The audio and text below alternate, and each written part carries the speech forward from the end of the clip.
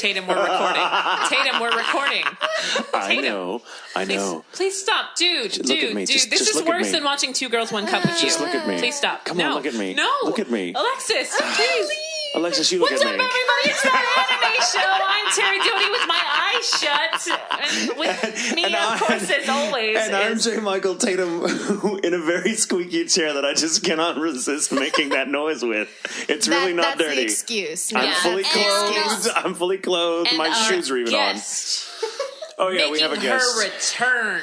A very scarred for life Alexis Tipton. Welcome back. Lexi Tip Top. Yes. I'm the only Lexi one. Tip Top. Or That's Alexis, just the tip. No! Tipton. No. Alexis from the tip. Just kicking. No. Alexis No, from the don't. tip to the base. Oh, well, we should explain what that is, just so, okay. That's Grundy. That is Jason Grundy having access to your Wikipedia page. And his legacy will live on because he's no longer a director, but that joke is still present everywhere. Well, And see, it's so I funny didn't- because nobody had heard of it when he was still here, and then the second he left, it's always like, Lexi, just the tip top. I like to call you Lexi Tip Top because I think that's cute Lexi because then you'll be like, "Hey, Lexi Tip Top, are you ready?" And I'll be like, "Yes, Terry, I'm in tip top shape," and it's cute. Mm-hmm. Yeah. Or what did you give me yesterday? Teriyaki. What's Karaoke. Karaoke. That's a good one. I'm gonna start calling you teriyaki. See, I've been hadn't thought called of that. that. I just now, like- Pterodactyl. Terrible. Terrible. Secretary. No. Secretarian. Secretary Doty. Yeah. So, yeah. It beats being named after potatoes. That's all I ever get. That's very Potato true. products, At potato least tots. I'm not. Tatum is really funny. I like chip. Tatum. Baked Tatum with Fake facial potato. hair. I know. Yeah. I know. This beard. Okay, everybody that's a regular listener knows how much I love beards. I think you rock it. Well, I say, do. I'll be perfectly honest with you. I think I fucking rock it too. I love this beard. It's Well, you take hope care that you of it. do, That's being why that you it's have it it. has grown on me in more ways than one. Do you see what I did there? Get the fuck out. Does your beard have a name? Have you named your beard? I have not given it a name yet. It I should will Should give be like it. something It is like not. old It is not English, from like Hrothgar or something. Humphrey. or even something simple and sweet like Charles or Charles, Chaz. You can call him Chaz. or like I don't know. Chaz. I think I should be ironic and give it a feminine name, like Lucille. the beard. Yeah, Lucille. Oh, that's Mildred. great. Lucille, Mildred, or Beatrice. Beatrice even. Beatrice. Yeah, Beatrice. Beatrice. That's The beard is polarizing. I guess the beard had its coming out over the weekend. You at either love it or Nakaka. you hate it. That's And for sure. most people really like it. Some of the naysayers are, I don't give a fuck. Because Say loud and proud, brother. fuck them. It's a beard, right? It's people. I don't know. You'd think I just joined a cult or something, and people are like, "Why do you have that on your face?" And I'm like, "It's the same Suddenly I hair I've think always less of had. you. It's just on the outside now. Get over It's been it." laying dormant underneath my skin. And I like it, but yeah, there's a picture of me wearing that Argyle sweater, like this, the Argyle, the Argyle sweater. And it's like the sleeveless little sweater vest, really. And I thought I looked really, really good. But a friend of mine, a very dear friend of mine, whom I love and I won't name, kind of saw the picture. I'm like, okay, that's the creepiest picture of you right there. You look like you should be teaching high school English. And I'm like, hello, that's not an insult for me. I love this. I But always had I a like crush it. on my English Mr. I think it was You're Mr. like Chandler. Mr. Mr. Chandler, beard, tweed jacket, leather elbow. See, Yeah, I see, loved there all you of go. my There English you teachers, go. but I had one my junior year of high school that, oh my gosh, like he would talk to it. He wasn't married and he was like in his 50s and, that. So he was just waiting. Pretty much, but For no, you to graduate. he had like two little I think they were like When I was Pomeranians or 17. something, and he had pictures of them in his classroom. And he was from down south, and he was just like, I'm just a real Southern gentleman, and he always talked like that. And then like we'd be like, hey, nice dogs, because they were like in the classroom, and they're like boudoir photos of these like little weird. dogs, and it was so weird. And you know what their names were? They were Aloysius and Sophia Josephine. It's really easy to name dogs than it is to, name ladies. I know, but it's like and I'm going to say it's probably your crush would have probably been unrequited. I'm pretty sure he wasn't all that into you. No, I didn't have a crush on him. I don't think he was into dudes either. Oh, he's creepy. Okay, I'm sorry. I misheard. I thought you had a crush on him. I'm like, no, I'm saying like I liked. This is a weird confession you're making. I'm like, really? I said I liked all of my English teachers except this one. Oh, okay. Because he was a creeper. Okay, see now I'm following you. And he had dogs. Oh, there were a lot of teachers that you're just like. Glad we cleared that up because you might have thought less of me. I might have thought less of you. Yeah, I'd have been like, well, next time I see you, I'm gonna have a picture of my dogs, like in a boudoir pose. You almost went into the PTV. Did you pick what? You almost went. And wishes. We should explain that probably. Okay, so all right, so like Josh Greeley is really into doing that. Like he texts me as well as you in that voice. I know, but like I think it was because he was with me when I first said it, and he and I are like such big kids when we get together that it's the two of you together. It's no wonder the two of you get cast. It's like an episode. Together. It's like the episode of the Muppet Babies. We need to like be like Yulcon, for example. We were at I think it was that anime show, like late night panel, and he was like on the other side of the room, and we were texting each other and like the stupidest things ever, and we were just like going. You weren't paying attention. Come on, we weren't paying attention. I had the caramel kisses with me, like the Hershey kisses. You can't even say it normally. The caramel kisses. And I had them in a Disney princess Ziploc baggie. We had just gotten done eating dinner. And I was very hyper because it had been a good day and I was eating chocolate. We were about to do improv. Yes, and it was late night and I had my chocolate in my Disney Ziploc bag. It's so hard for you. So all I hear is all of a sudden, I don't even know like why I started. I think I was going around offering them to people, and I was like, "Do you want some caramel and the kisses and the princess bag?" But then it turned into, so now it's like, well, I have to do my anime eyes, otherwise I can't do it. It's like, you want some caramel with a kitty bag? And I was like, caramel and a kitty bag. Caramel kisses. Give me a kitty bag. And it has since degraded among those of us that are kind of, in outer circles of this event. We're like going around the con, like Alexis is finally. Like it's now like it doesn't even make sense anymore. Now we just sound like Mogwais or something. Well, and then Melty Kiss, like the Japanese candy, recently came out with caramel flavored Melty Kiss, and I can say it's the caramel flavored Melty Kiss. You sound like a Swedish person that's had a stroke. I'm not gonna lie, you do. Hey, my best friend was Swedish, and she had a stroke. I'm just kidding. So you're drawing from life, is what you're saying when you do this. Alexis is like, actually, I wasn't kidding. I was just trying to make light of it. That's okay. I was trying to make light of it too. I had nice things to say about your beard when nobody else did. I'm just kidding. Oh, honey, plenty of people like this beard. I don't need you. I encourage the beard. Your beard, okay? I encouraged the beard as it was growing out. I like talked to it. Like it's okay. She talked to it, and she'd put Miracle Girl on there, and she would really, work the soil. Actually, come over. Joshua would let me in while Tatum was still asleep and be like, "Shh, it's not your time yet." See, you told me that was Angus. You lying motherfucker. The truth comes out. Okay. I have to give a quick shout out to the folks in NagaCon because that's in Kansas City, Missouri. This is where I was this past weekend when I had the bubons. That's my word for being sick now. Apparently, you're just getting over being sick. I love it. Me too. I'm getting over being like ridiculously sick. Like I started getting sick on the plane on the way to the con last Thursday, and by the time I got to the hotel, it was like running 102 degree temperature, and I'm like, son of a bitch. This sucks. So I had them. They took really good care of me. They like drove me all over creation and to find me like meds and stuff. And then they like kind of worked with my schedule, so I didn't have to like sleep it off. See, I was in DC last weekend for Katsucon, and I think the first thing that happened to me like on the first night was I realized that my cell phone was about to die, and I'd left my cell phone charger at home. Oh, boo! That's horrible. Don't you feel stranded? That explains why I didn't get a text about the announcement.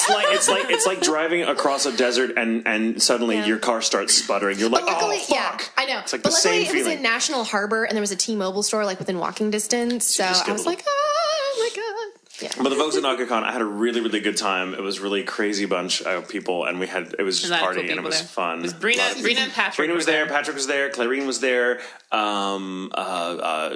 Charlene Ingram was there. It was awesome. Cool. And so you guys got to talk about Summer Wars. We did. We did a really good Summer Wars panel, and it's really funny.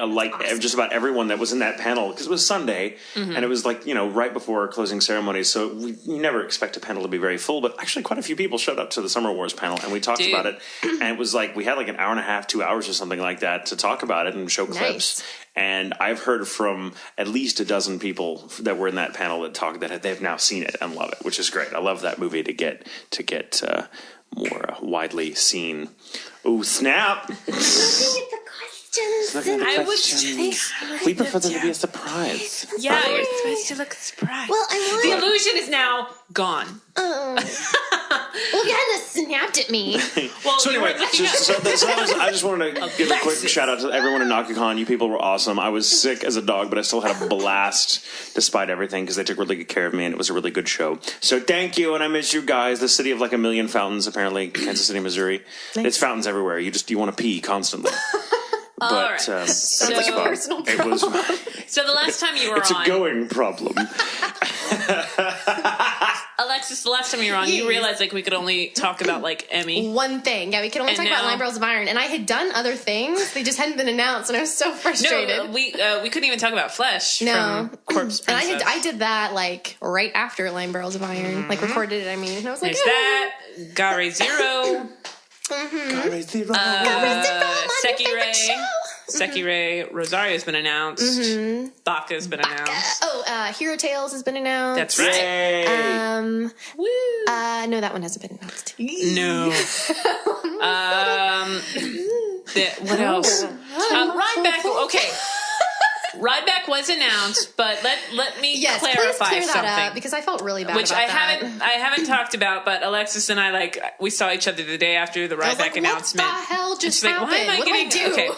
Alexis, while she is a character in it, and Alexis, I do find her to be very talented. She's only in one scene in the first episode. You will not see Megami again. No.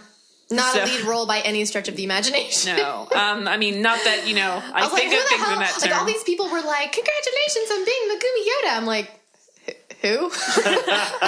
My character had a name?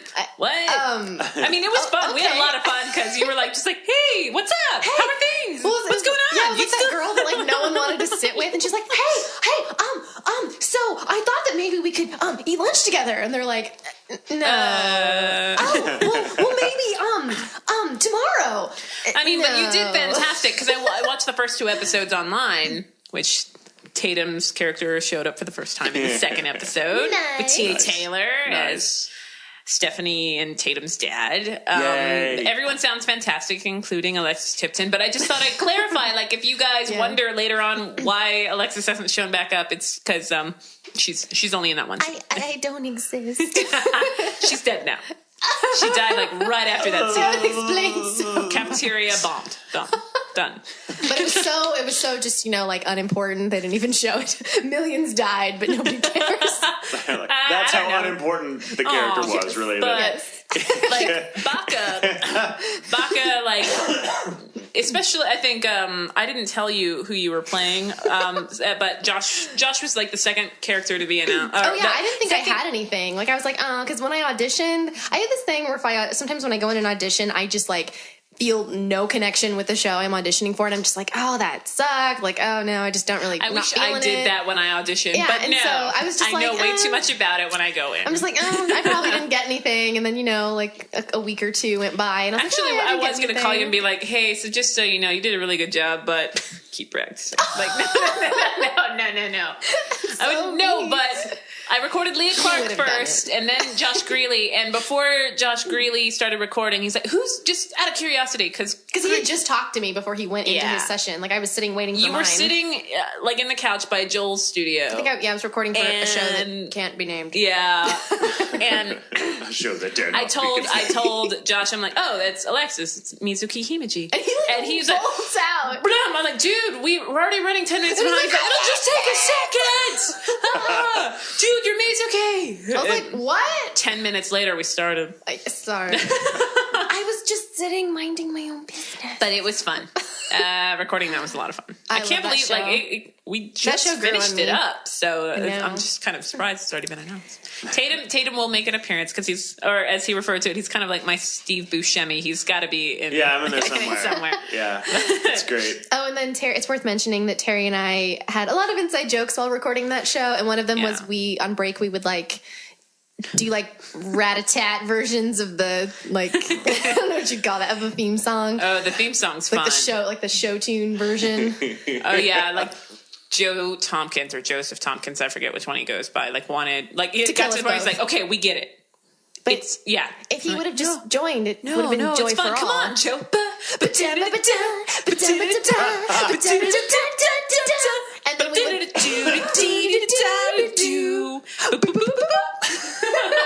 This is a Mentos commercial? might as well be. And then like when like if we were recording kind of late or there like wasn't anybody else over there, you know, that like giant room that we would dance. Yeah. Yeah, get like the jazz hands in there and like, you know, put a little like extra hitch in your giddy up and it's awesome. It's good times. Like, I mean, we worked together a little bit. Like Corpse Princess. Flesh is fun because Flesh is just like, hi. I'm only interested in 2D boys. Whatever, perv. Yeah.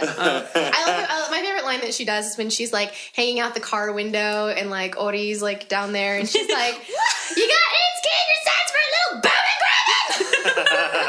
That was Tatum directing. Oh yeah. Yep. He directed 15 through 17. Oh my gosh. Sorry.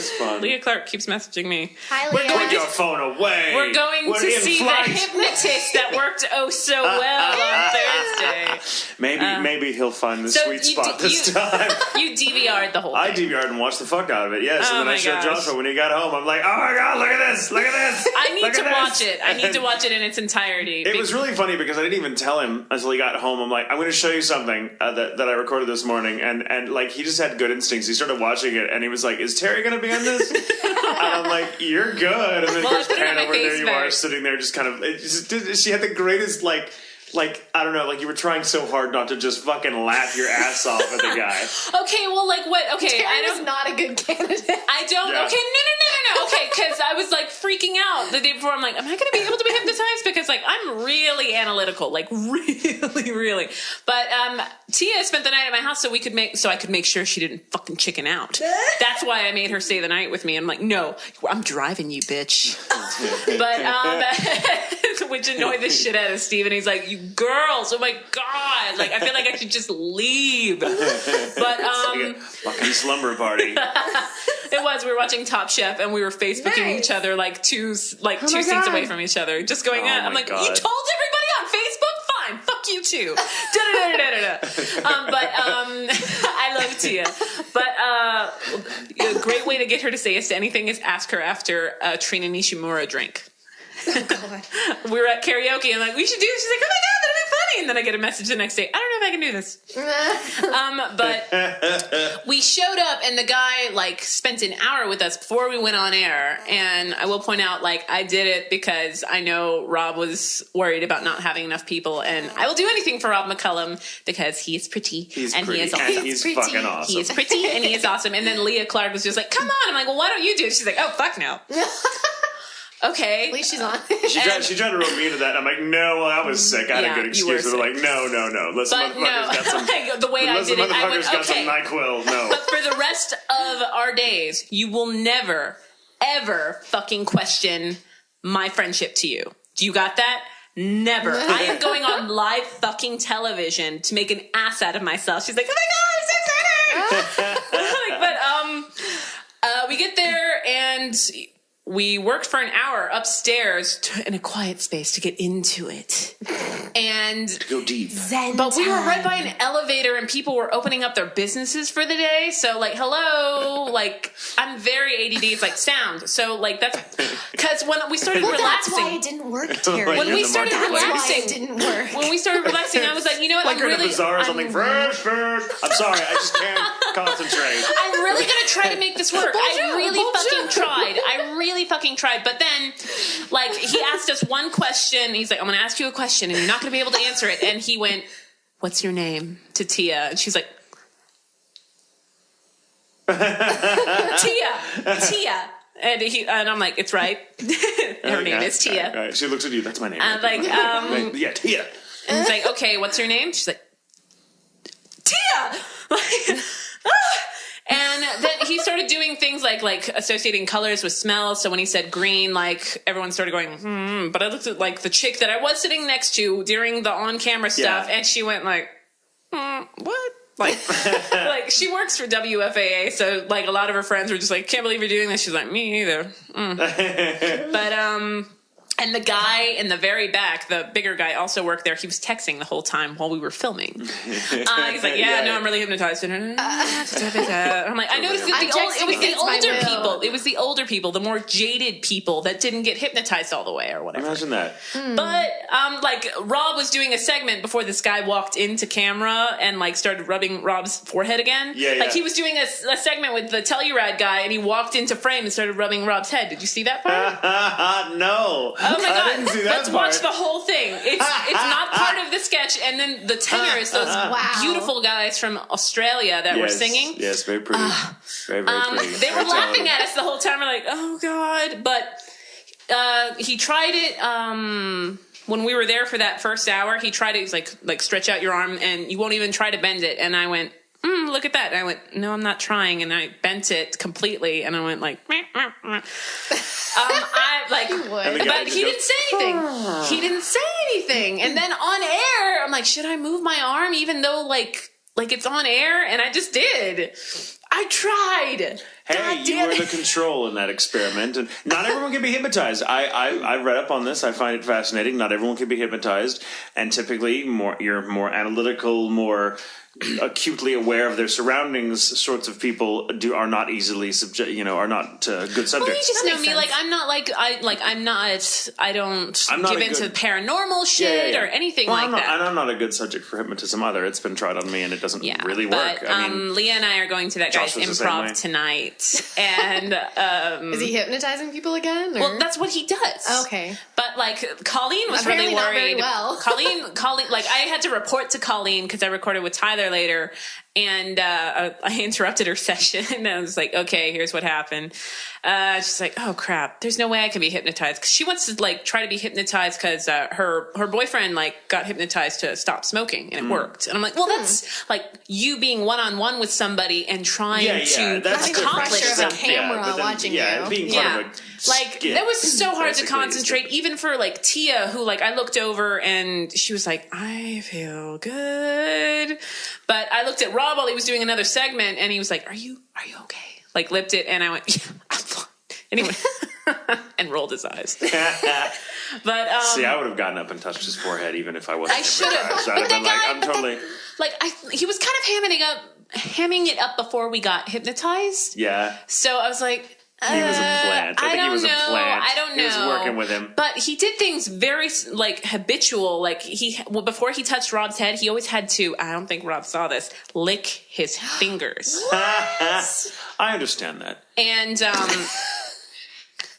like when we were being told that anytime he says the other host of Good Morning Texas, Amy, anytime we hear that, it's supposed to offend us.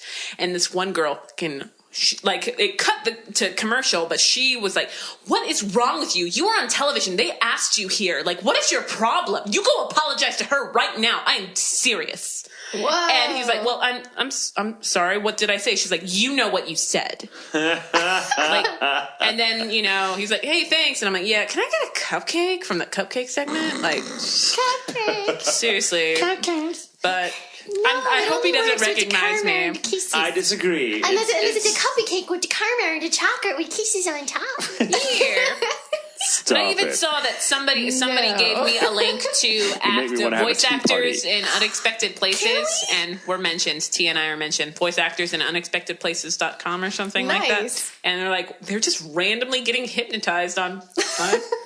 There's such a website as voice actors in unexpected places, or like Brina knew what it was, or That's like funny. the most random places or something. But yeah, you should like stage something and make it totally ridiculous. Just start like random rob a bank. Yeah, there you go.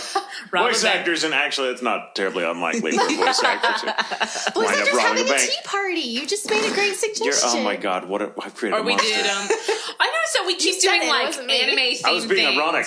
Oh. Like we do anime themed things. Like we always go to the King Spa, which is awesome. I love that place. And we did the karaoke where you like just you and your friends just go into a room. You're not like in a big space with a bunch of people you don't know. You just I hate like hang out in a open room. mic karaoke. I hate it. Yeah, which is that weird, was fun. Okay, speaking of music, this was my thing over the weekend at NakaCon.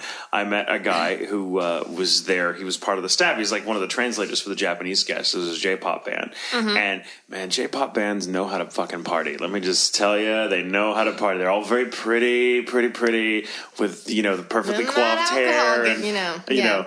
And they like to get the drink on. Well, they had this young kid who we're kind of hanging out with, who was one of their translators, and really, really charming guy. And he's really into music, and so we started talking like classical music and stuff because that's my thing. And he just starts. I know, right? And he launches into this really, really obscure duet from an opera called The Pearl Fishers by Bizet, same guy that wrote Carmen, and it's a beautiful duet. Like it's a rare duet because it's for two men, baritone and tenor, which is fairly rare pairing. And it's French and it's beautiful, and I know the song, the piece like the back of my hand because I grew up listening to it. And he starts fucking singing it, and so we just like here we are in a freaking Irish pub of all places with like the Japanese guests, and they're watching like Irish clog dancing going on from the balcony and like getting drunk. It was really fun, and there was just and then here I am with this guy, and then Brenda's there. We're all talking to music, and he just starts launching into this song, and I start like joining him in harmony. We're like, oh my god! And I just spontaneous because I was again on NyQuil, so that helps my singing voice. Were you apparently. Drinking too? No. I wasn't drinking too. Stupid. I wasn't drinking. No. I don't mix that stuff up. But I didn't need to when you're on NyQuil or something. Seriously, anytime you're sick, you're like, if you're taking medicine for it, you feel awesome. I was really amazed. I was astounded by the array of colors my mucus aspired to over the weekend. It was crazy. Tell me more. It was really amazing. I mean, the fluids coming out of me. Oh, seriously, what you are doing to my body right now, sir, is something. And I don't think anybody could have said that as eloquently as you just did. Thank you very much. I've never been attracted to Tatum before until now. It was a great experience getting to be in an Irish pub with a Japanese J-pop band. I'm repeating myself. With a J-pop band and with a bunch of pretty people and this one guy and I and Brina are all singing like Au fond du temps laissant, and it was and just going on about it. It was a very transcendent experience, and I think that's the night my fever broke. Like I got back to the hotel and I'm like, I'm better now. It's the healing power. Probably of the because song. as much as it fucking kills you, like I know that when I went to Houston to help my friend Sarah before she went to Korea. Now she's in Korea. Follow her on her blog. Oh, yay! Nice. Very cool. The second I came back from Houston, or actually as we were driving back, I'm like, wow, I guess we've just been talking that much. And then the next day I couldn't talk at all. And I knew that some auditions were coming up. I'm like, no. No, I've done that before too. Like I'll come back from family karaoke and I'm like, it was fun while it lasted, but now I can't work. I go? But no. But like I'm like I could work out or I could just sleep. Yeah. Sleep. I coughed so much one night that like just the force of the coughing actually made my throat sore. My throat being sore was not part of the sick equation. Like I had everything else: fever, chills, sweating, and mucus enough to. And then your immune system was like, "Wait, something's missing." And then I just coughed so hard one night that my throat got sore. Like I made my throat sore That'll from coughing. do it, man. That is how hard it was. I was fucking miserable. Aww. But I was always fine when I was around other people. When I was like in con mode, as you know, and you're like shaking hands and being fun. You have so much like visual stimulation. Yeah, so I kind of got distracted from it. Like the first night I was there, like when I was really starting, like I knew I'm getting sick and I'm around 100-degree temperature, or like over 100 degrees. Getting sexy. I'm like, look at this sweaty mess. Look at this. Yeah. Look at me. Just call me Typhoid Mary. And oh yeah, what else? Whatever. Typhoid Terry. Oh my. But my liaison and her friend Alexis, stay. I got to see most of Kansas City the first night I was there because about midnight or so, I had liaison, girl named Sierra. Yay, Sierra, I love you. Who took really, really good care of me. Yeah, she was badass too. She was really, I loved her. She and this other guy named Luke took me on this really adventurous roundabout tour of Kansas City, Missouri, to try to find a Walgreens that was open 24 hours. Because it was midnight now, and I'm like, I need drugs. I need drugs. You'd think so, but we couldn't even find a Walgreens, and so like we're trying to look at it, and we ended up going like the wrong way, and like just because it was just fucking, because Kansas City, Missouri, as beautiful as it is, makes the grid plan makes no sense. Like streets, you don't know where you're supposed to turn because the signs are not obvious. I know, right? You think, but I wasn't the one driving. I was just in the passenger seat going, dying. And at some point, like we get stopped by a train that's like fucking 8 miles long and going 2 miles an hour. Like fucking dogs are walking by faster than this fucking train, and I'm just like, and now I have to pee. Going the speed of smell. And the best part is, like, after all these misadventures, like, I felt really bad for, like, dragging these guys all over creation to do this, but they really pulled through. And it wasn't their fault we got lost. I mean, we just had bad directions, and the Garmin wasn't really cooperating and kept telling us to go places that weren't really roads. And so we finally found it, and we get there. Go through this ditch, and you'll find the highway. Yeah, just, see the woman this isn't actually selling recalculating. Turn left. Yeah. It's Did you see the midnight. pretzel She's vendor? Not there anymore. It's pretzel. No, he'll be there. Recalculating. We finally get to the fucking I love that Walgreens, woman. and I'm the bitchy mode on Garmin. I call her Sheila. Sheila. So we get to the Walgreens, and I get a bunch of like NyQuil, Dayquil, Advil, Tylenol, like any shit I can get. Like I'm gonna take all of it, which you shouldn't do. But I just wanted it there in case one didn't seem to work, I would take another one.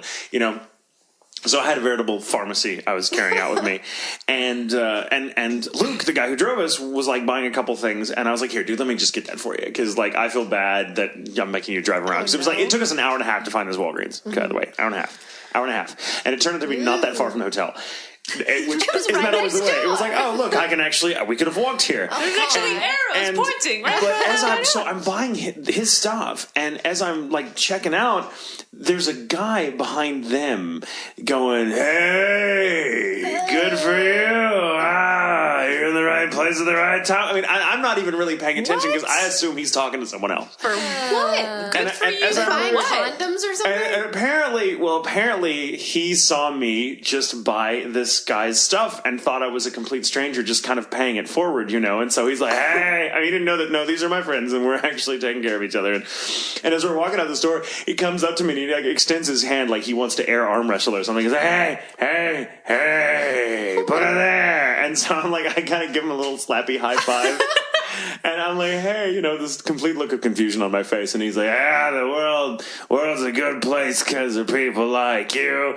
And then he brushes past me and goes on. And I look at Sierra and Luke and I'm like, okay, the end. Perfect ending to this story. And Sierra's like, would you like some hand sanitizer? I'm like, no, joke's on him. I'm the motherfucker who's sick. Ha, ha, ha. And then you licked your hand. And that was perfect. And then I licked my hand and I actually got better. I think I found the antibody in this crazy guy. But the best part is the guy was kind of dressed in the Walgreens colors, so for the briefest moment I thought he was actually the manager and something really weird was happening. I'm like, good for you. You're the talented girl. I was like, I'm gonna win a prize. Oh my god. I'm like, I don't want your prize. I don't want your prize. Drop the fucking confetti. I need to bathe. I feel like dirty and disgusting now. Oh, that was really funny. And and that struck the tone with the rest of the con. The rest of the con was like, every time I wanted to find something, I got lost. Hey. I had several people give me like, I had this one, I probably shouldn't tell this story, but it happened in my autograph line. Like this guy came through. This guy came through and I'd never seen him before. He seemed really nice. He seemed really nervous and shy. He's a teenager, I couldn't tell how old he was, but he was young. And he hands me this note. Oh. And he's like, don't read this while I'm here. And I'm like, oh, okay. Was that a love And I'm letter? like, it kind of was, but it was a very sweet love letter. It was a love letter, but he basically said, and this kind of like, I kind of cried a little bit when I read it later because I put it in my pocket and I forgot about it until later that night when I took my jacket off. I'm like, oh, that's right. This, because he didn't want me to read it in front of him, so I hid it. By the time you read this. No, it was, he essentially said, No! and he essentially said that he himself, being a young gay man, was kind of struggling with kind of coming out and coming to terms with being who he was. and that it meant a lot for him to see people like myself who were very open about it and didn't give a shit.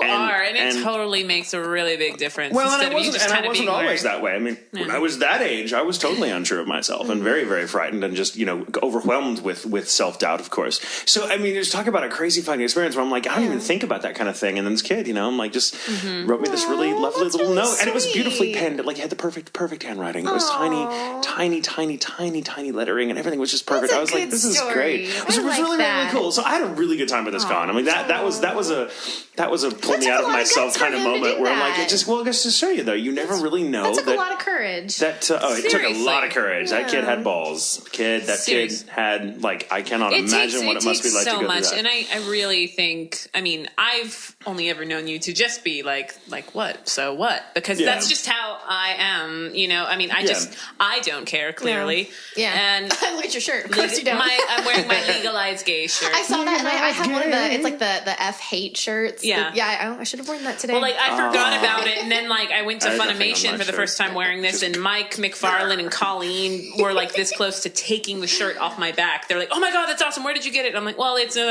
can you just, like, give me that? Like, what do you want for it? I'm like, oh, what? I don't have anything else. This is my shirt. But, on a related note, it's not about awesomeness, but hello to Marissa and Karina. They interviewed me for their school project. Nice. Oh, that's very, very cool. Sweet. I'm like, really? You want to interview me? Okay.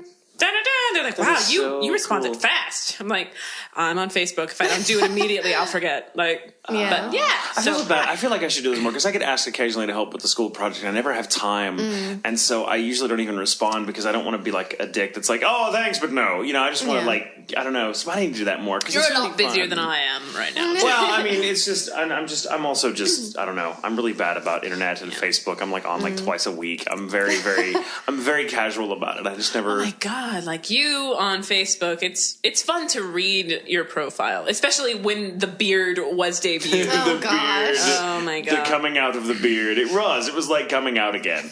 It was like, I've got this beard, and most people really, really liked it. No, seriously, I mean, some of that stuff like popped up on like my live feed since I have your Facebook, and I was like, what the hell is going on? I even looked on your Facebook. I was like, dear Tatum, if I ever meet you, I want news. to let you know that I've been working on my straight razor skills, and I'm just gonna fucking take that bitch out. Just call me Sweeney Todd. I will fight a bitch. Call me Sweeney Todd. Love it. Well, I guess we should get to questions. Let's get some camera questions. Have some karma. Yeah, we have some camera questions. Oh, got some. Well, I guess that's okay too. Yay. Charlie. Would Miss Polly Prissy Pants like another cup of tea? You take one, number 2. Here you go. What? I don't know. Let's just go with it. I'll go ahead and start this off. We do have some awesome questions. Steven's in the chat room. And guys, just please be patient with Steven because remember, he's also mixing the show as we do this. It's a hard thing. And all we're doing is sitting here and talking. Seriously. So. Like, really, we'd be doing this anyway. Yeah. Well, we were. And then I'm like, I guess you want to start recording this? Turn the mics on, maybe. All right. I am going to start with a question from Alan McLeod. Alan McLeod. Say Alan. Oh, Alan McLeod. Wait, Alan? I can't understand Alan McLeod. Alan What's it McLeod. It's got to be like Alan McLeod. All right. I've got. There's Alan McLeod. Got a comment and I just. Yeah, that's I love that. Oh my god, it's totally going to make Alan's day. We've got some rad-tastic questions here, so I'll start with that. I like saying that. I don't know what rad-tastic. Rad-tastic. We're never going to get to All right. Sorry, it makes me think Thank you for the question, Alan. Moving on. All right. First of all, congratulations to your many recent role announcements. That's Britney Spears. Congratulations. No. to you on your many recent role announcements. I can't wait to hear them. He's referring to Baka and Taz, Rosario, and Ryback. Congratulations. And not Ryback. I should have just admitted that and been like, Ryback, no, Alan, no. And anti-Ryback. Okay. You have now been involved with a few, for lack of a better term, fan service shows. Sekirei, Master of Martial Arts. It's obvious why these shows sell well, and it can be a lot of fun to watch them. But my question is about the recording process. There is a lot of sexual imagery in these shows, and some exploding clothes. There is? Master of Martial Arts. I was wondering if it's ever been uncomfortable to record scenes with such tendencies, or do you embrace it and ride the waves of ridiculousness? Obviously, different people react differently to situations. I understand some probably have very strong reactions, but I was just wondering about your particular approach for recording such characters. Awesome question. My goodness, so wonderfully I know. articulate. Oh, and it's so it just gets right to the point, and it's like, this is what I want to know. Love it. Okay, well, is pretty awesome. Master Martial Arts wasn't a problem for me because I was the only character that did not lose her clothes. Who are you in it? Miko. Oh. She lost a sleeve. She made other women lose their clothes. I know, scandalous. She's a priestess, and you could see her whole arm. Oh my god. So that wasn't a problem. But let's see here. Sekirei, I guess. Sekirei, I think, stands out more to me. Yeah, Sekirei was the first show that I did where my character was really caught up in all that, I guess I should say. Well, and really the lead. Yeah, shocking. and then the whole joke with Musubi is that she has no modesty. Mm-hmm. And so in the very beginning, she's like, what? Just take off my clothes. Oh, this makes you embarrassed? What's wrong with you? So, just funny because that's really not even my Musubi voice, but anyway. So in the beginning, I was kind of like, oh my god, and I couldn't stop laughing because her boobs are so ridiculous. No, okay. If you've seen 5 seconds, not the boobs are ridiculous when they're clothed. They're 8 million times more ridiculous. And her nipples, I'm not even going to go into that. Okay, it looks so weird. And I laugh. Because I remember when we first started, we did Rin where you say you lucked out and only playing a little boy. Really, that was by your own design. You're just like, please, please, and we went, fine. Well, yeah, because I told Tara, I was like, if they have anything that's not sexual. But then we had a lot of people like, I haven't been called in for it. I don't know if I'd want to be. I'm like, do you want to be? Because that's kind of what you're asking. Call me in. But do it now. Someone who never showed her boobs, but she was total fan service, was flesh back. That's true. That's very true. It was always I think there was a part. Your clothes staying I know, on. Right? Lots of double-sided tape. But ninja technique, wonderful. Was it your character that Umehara made her lift up your shirt? Yeah, Bevan's character, which is so funny. It's just click, click, click, click, click. And lifts up your shirt, and it's hilarious. Yeah. What was the line that I said? Was I recording with you where she was supposed to be like, I'm sorry, Umehara made me do it. Otherwise, I'd have to eat a tree frog. And I said tree and frog. And I'm like, no, I mean not the tree and the frog. I don't know. But Flesh, she flashed Ori. That's true. Times. And there was a time where when he first meets her, it's because he stumbles into a bush and he's comes out the other side. Catch a rabbit, and he goes, right. And then he touches her, and she's like, oh wow, you're a little pervert. You're a little pervert, aren't you? But yeah, that was my first real time recording. That's true. I think Tatum recorded you on Rin. Yeah, that was a little embarrassing. You kind of left all the lady sex to me. that was a little embarrassing because I never had to make inappropriate noises before, but I was kind of working my way up to Musubi, who does it all the time and has a big. I don't want to spoil anything, but it happens in the second episode, first or second episode, maybe first. I watched the first couple of episodes.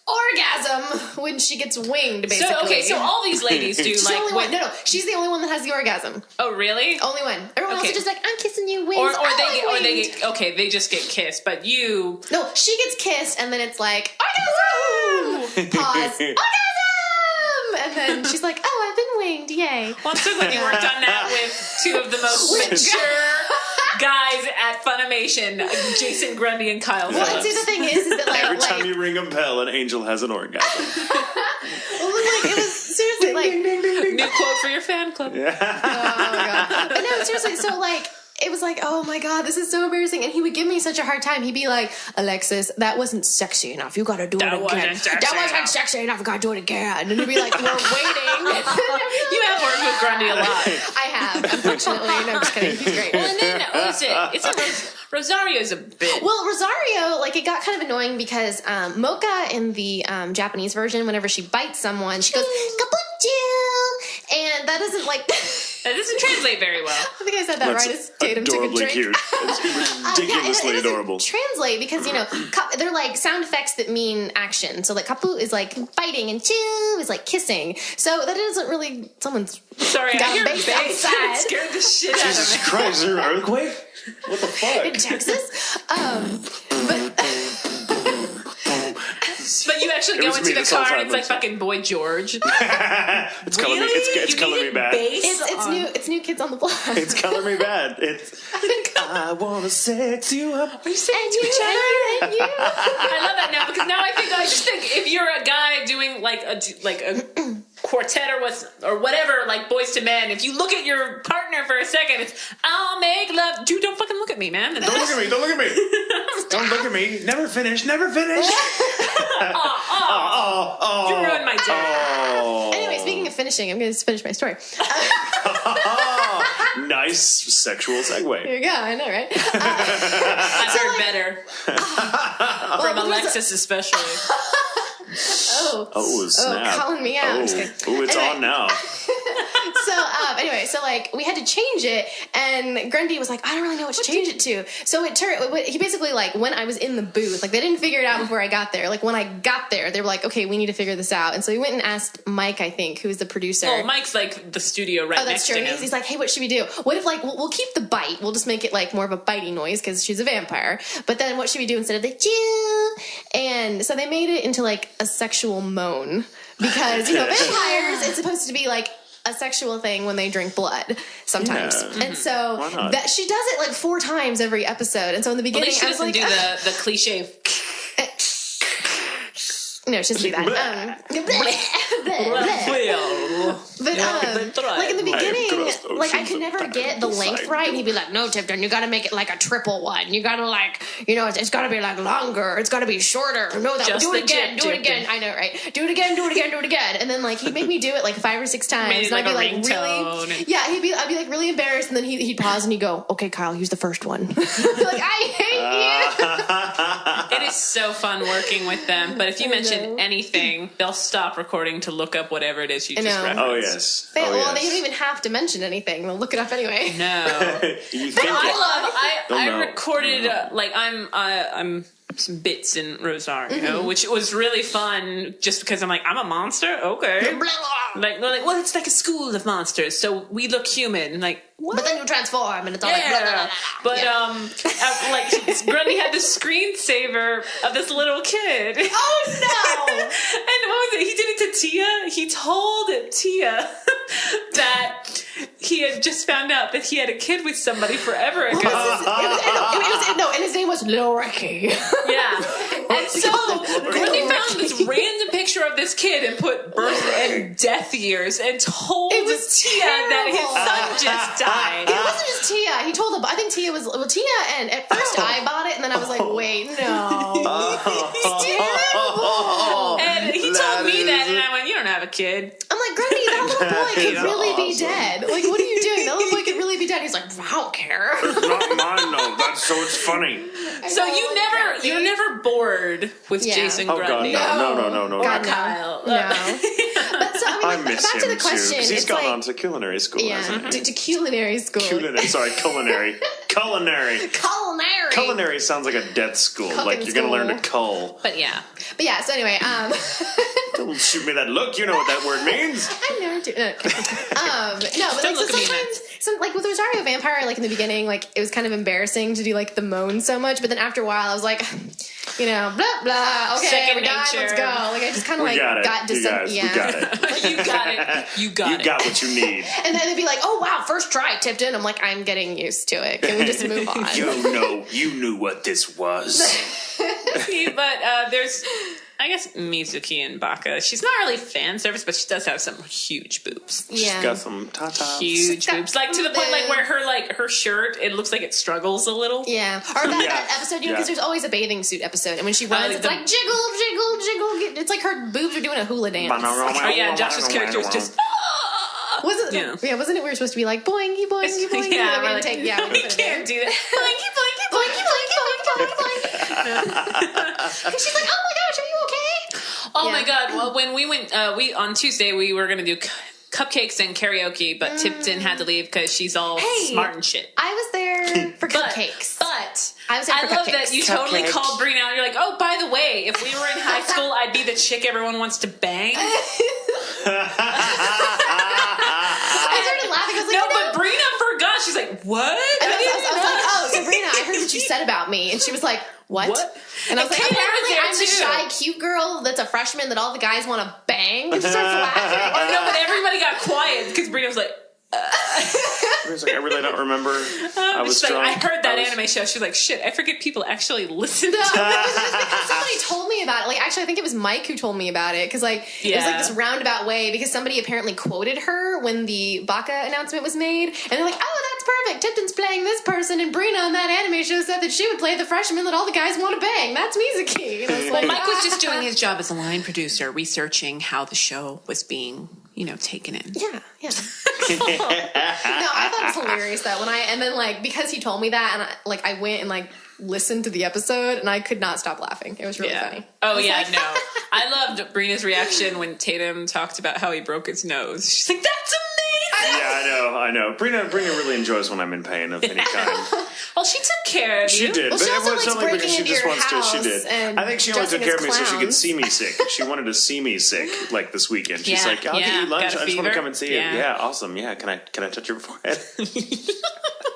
All right, we got more questions, comments? Yes, I've got one from Rick Cole. Our friend across the pond. How I adore him. This one he says is solely for Alexis. Oh. Because I imagine he knows the answer from us because we've addressed this ourselves. But how does it feel to be both an anime fan and a voice actor? And do you think one impacts how you view the other? That's a very good question. Thank you, Rick. Thank you, Rick. You are adorable. I love him. He's awesome. Like this. Thank you, Thank you, Rick Cole. Thank you, Rick, Thank you, Rick Cole from Craft Pin. Thank you, Rick Cole. To come out the kisses with my heart in a princess bag. Say thank you, Rick Cole from across the pond. Thank you, Rick Cole from Thank you, Rick Cole from across the pond. Oh my Anyway, God. back to your question. You sound like my cat. Like people are like turning down their stereo. Yeah, Like, My dog is freaking out. I gotta turn Windshields are it cracking. yeah. No.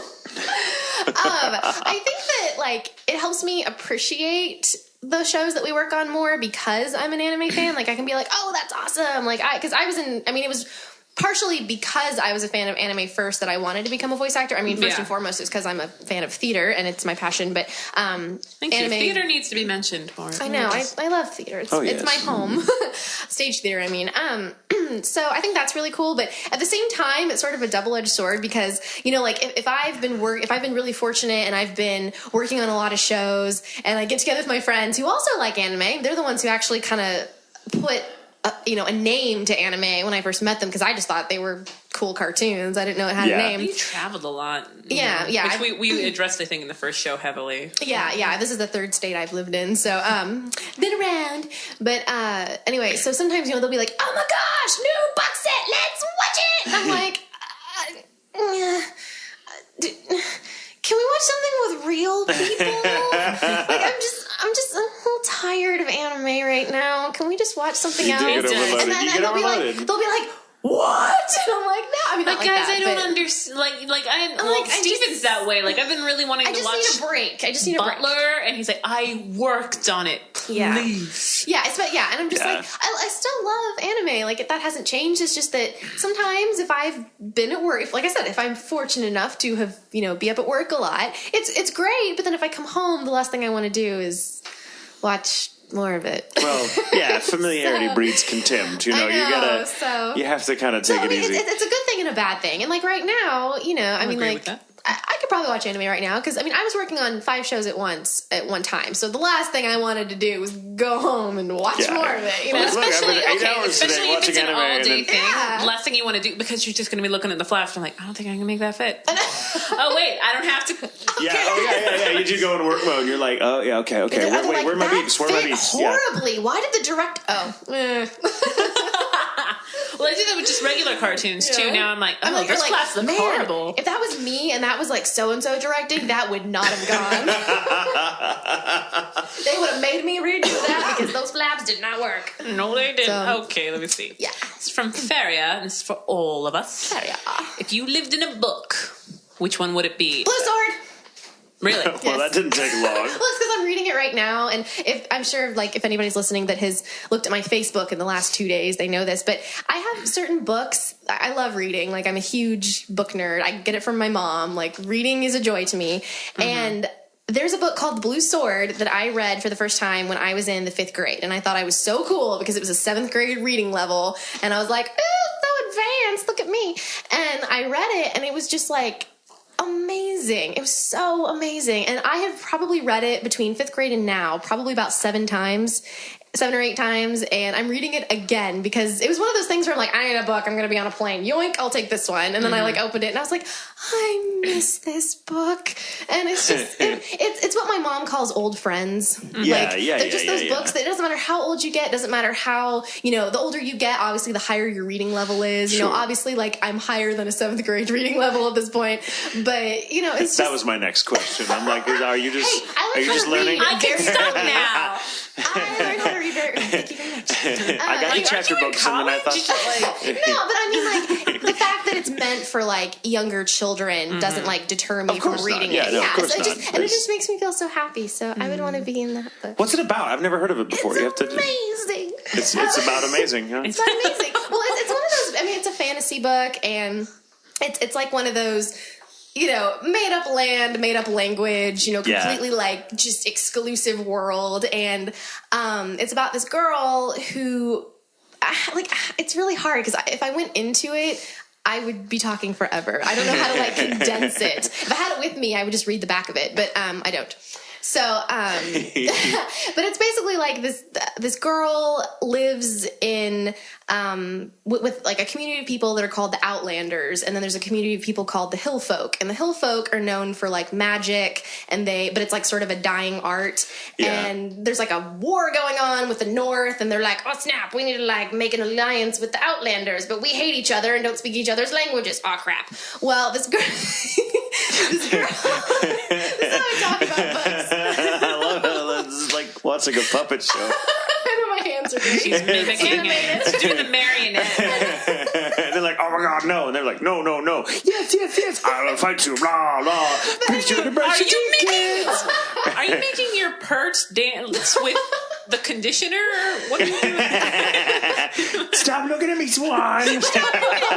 Oh man, what a horrible movie. I can't believe I just quoted it. Sandler would be proud. Oh my god, what's wrong with me?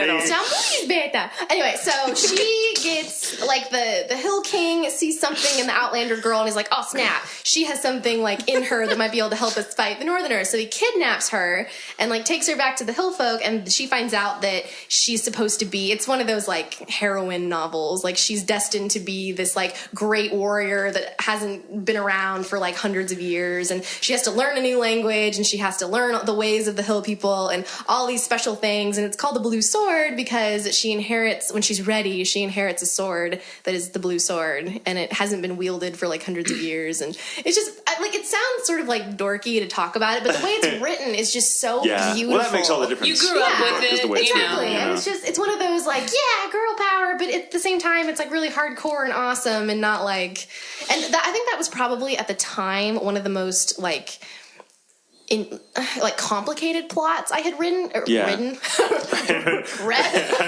That's why it's your favorite book. She fucking wrote it. Shameless self-promotion. Oh, it's written by Lexi Tipton.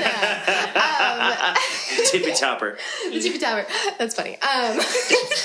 That's great. It's one of the most complicated things I'd ever written at that point. I was only 8 at the time, and it was really. I mean, just won a Pulitzer, and it won an award. I'm in line for the Nobel Prize. My third one, in fact, because they didn't think one was enough. Well, the other one was for inventing dynamite. But. As in, and pens that smell like coconuts. I don't know. But no, like, because most of the books that are geared towards kids that age are very like non-complicated plots. They're crap. Yeah, and that book just say they're crap. I've read them. They're crap. Yeah, I mean that book was just so up and just amazing. Like, it was like nothing I'd ever read before at that age, and so it just sort of like inspired me to want to read more books that were of like. I mean, I had been reading books that were higher grade level than I was, but like it made me want to read books that were like way more challenging because I was like, well, if this is the kind of plots that are in the more complicated books, then I'm going to read 9th grade level books and things like that. So it sort of just inspired me to want to read more for pleasure and not for school. That's really cool. Yeah, it's neat. But yeah, that's my long story. You guys answer now. The Odyssey. I was really into hardcore into Greek mythology, like good choice. 7th grade, and but I mean, not that I want to be lost for 20 for years, 10,000 pages. But it's the travel. Like it was the first book where I was like trying to hurry up and get to the next page. Oh no, I love it. It's like if I don't turn the page really quickly, this person's gonna die. Like that sort of thing. Period. Why? But the Odyssey, I could go, but it's, if you haven't read it, I think you're required to in high school now. I think they just have to read excerpts, it's in their, textbook, because it's so freaking long. Yeah. It's long. They're like, oh, it's okay, just get the cliff notes. Why? But the Odyssey for me, probably.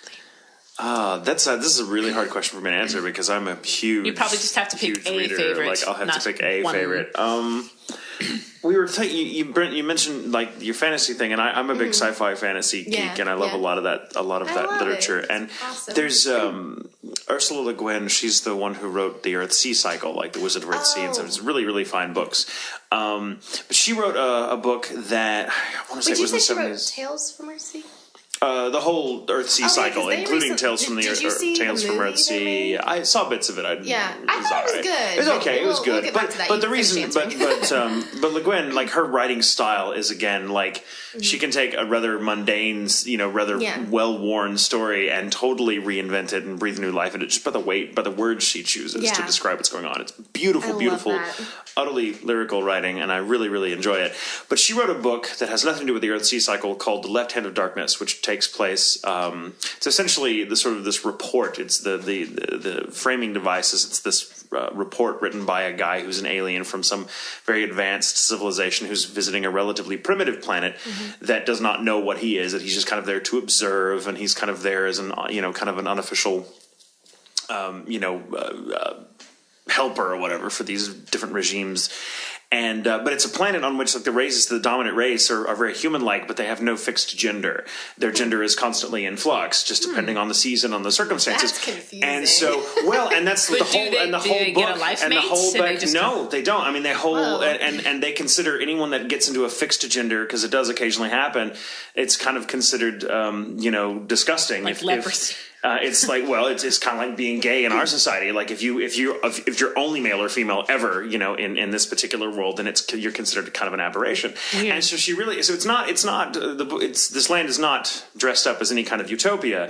It has many of the same problems we do, but on a different level, because she really explores the whole the role that gender plays in politics and social consciousness. Books that are and it's really interesting, and it's a beautiful world with its own but not unique sort of trying to history. force it. Get what I'm trying to say. Yeah. I mean, she doesn't really. She's not really writing a treatise. She's just kind of exploring this idea of what if there was a race like ourselves that didn't have a fixed gender? What would that translate into on a social level and all this? And it's really funny and interesting and witty and profound and beautiful and marked. And I love the world itself is really, really cool. I would love to be in that book for a while. That would be very fascinating. So, Left Hand of Darkness, Ursula Le Guin. You said there's a movie which is awesome. Or based on one of this. Based on the Earthsea cycle. Yeah, Ursula is a fucking awesome name. And she's she's badass too. I would love. It's a shame most kids just identify that with a fat octopus. Yeah, that's one of my favorite. But there's many I could choose, but that's one of mine. If I wanted to be if I wanted to have fun, go on an adventure, it'd be the Blue Star. But if I wanted to be scared to death, it would be the Child Thief, because it's the Child Thief. Have you read it? Yes, it's so yes, good. I have read this. It's a really, really, really, really dark retelling of Peter Pan. Oh, awesome! And instead of on pirates, board just from that. Instead of pirates, there's zombies. You would love it. And the fog, that you have to go through to get into Neverland, for lack of a better term, is filled with dead people that are trying to they're ghosts, the fog. Yeah, and they're trying to deter you from getting through. And you'll hear voices of loved ones, and if you go off into the fog, they eat you basically. Nice. And sounds very Greek. It's so good, and it's amazing. It's really, really awesome. So reminded me of that too. We had a whole discussion of. It was so funny on my Facebook. Like I was like, I'm reading The Child Thief. It was like over the summer or something, and it's so cool. And like all these people were like, "Oh, that's awesome!" So I think I got like 10 people on my Facebook to go pick up Child Thief, and then we had these big discussions about it. Okay, since we're talking about books, this is another one I needed to bring up. Have either of you read Wicked, the Gregory Maguire's version of the story of the Wicked Witch of the West? No, it is fucking brilliant. He's got and there's 3 books, at least 3. There might be more written in his version of Oz, which is very different than one. How far was this written ago? It was probably about 10 years ago. I mean, it's modern. It's recent. Yeah, something like 10 years ago. 10 to 15. I forget exactly when, but recent. I forgot how far things for there. But it's interesting. I mean, like his version of Oz is very not the Oz that we remember from either the movie or if you've ever read the Frank L. Baum books. I can't. It's very dark. I like them. I think they're very imaginative. But I think, this is my own opinion, they're not the best books ever written, no, by any means, but there's a certain charm to them. Dark, I mean, call me morbid, but those dark retellings are awesome. They're really, really fun. And Wicked really, really works because the witch, it's from, basically her biography from childhood to when she grows up to become this political outsider. It's a very adult like the book. Musical. I've never seen the musical, actually. But the book is really good, and like the wizard is he's a tyrant who's more like Nixon, and it's really there's a lot of interesting I'd be down for modern that. parallels, and it's very funny and also very dark and at moments really frightening, and it's just a good book. Kind of book. Let's see, I'm reading. Actually, I'm rereading The Picture of Dorian Gray right now. Did you see the movie? They came out with the movie. I'm like, oh man, that looks really bad. I can't wait for it to come out, and then it's like, oh, it's out. There's actually a recent film. Yeah, I think Colin Firth is even in it. No, it was made last year. Yeah, yeah. It doesn't make a good film. It wouldn't make a good film. Because it's boring on film. Yeah, it's I like to read it. It's a character sketch about this guy's inner life. You can't really put that to film and expect it to play like it does on a book. You would probably love it. You might like it too. It's called Shakespeare Undead, and it's talking about how they think that William. It's obviously fictitious.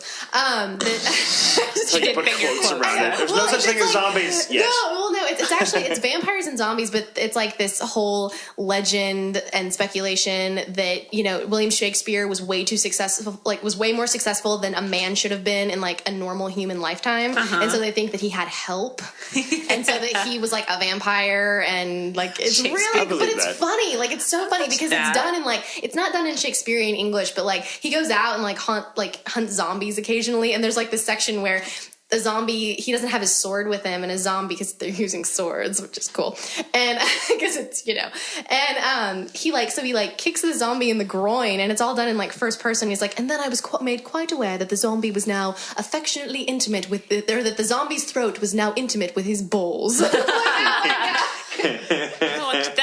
We were talking. It's really like that. I'm like, yeah.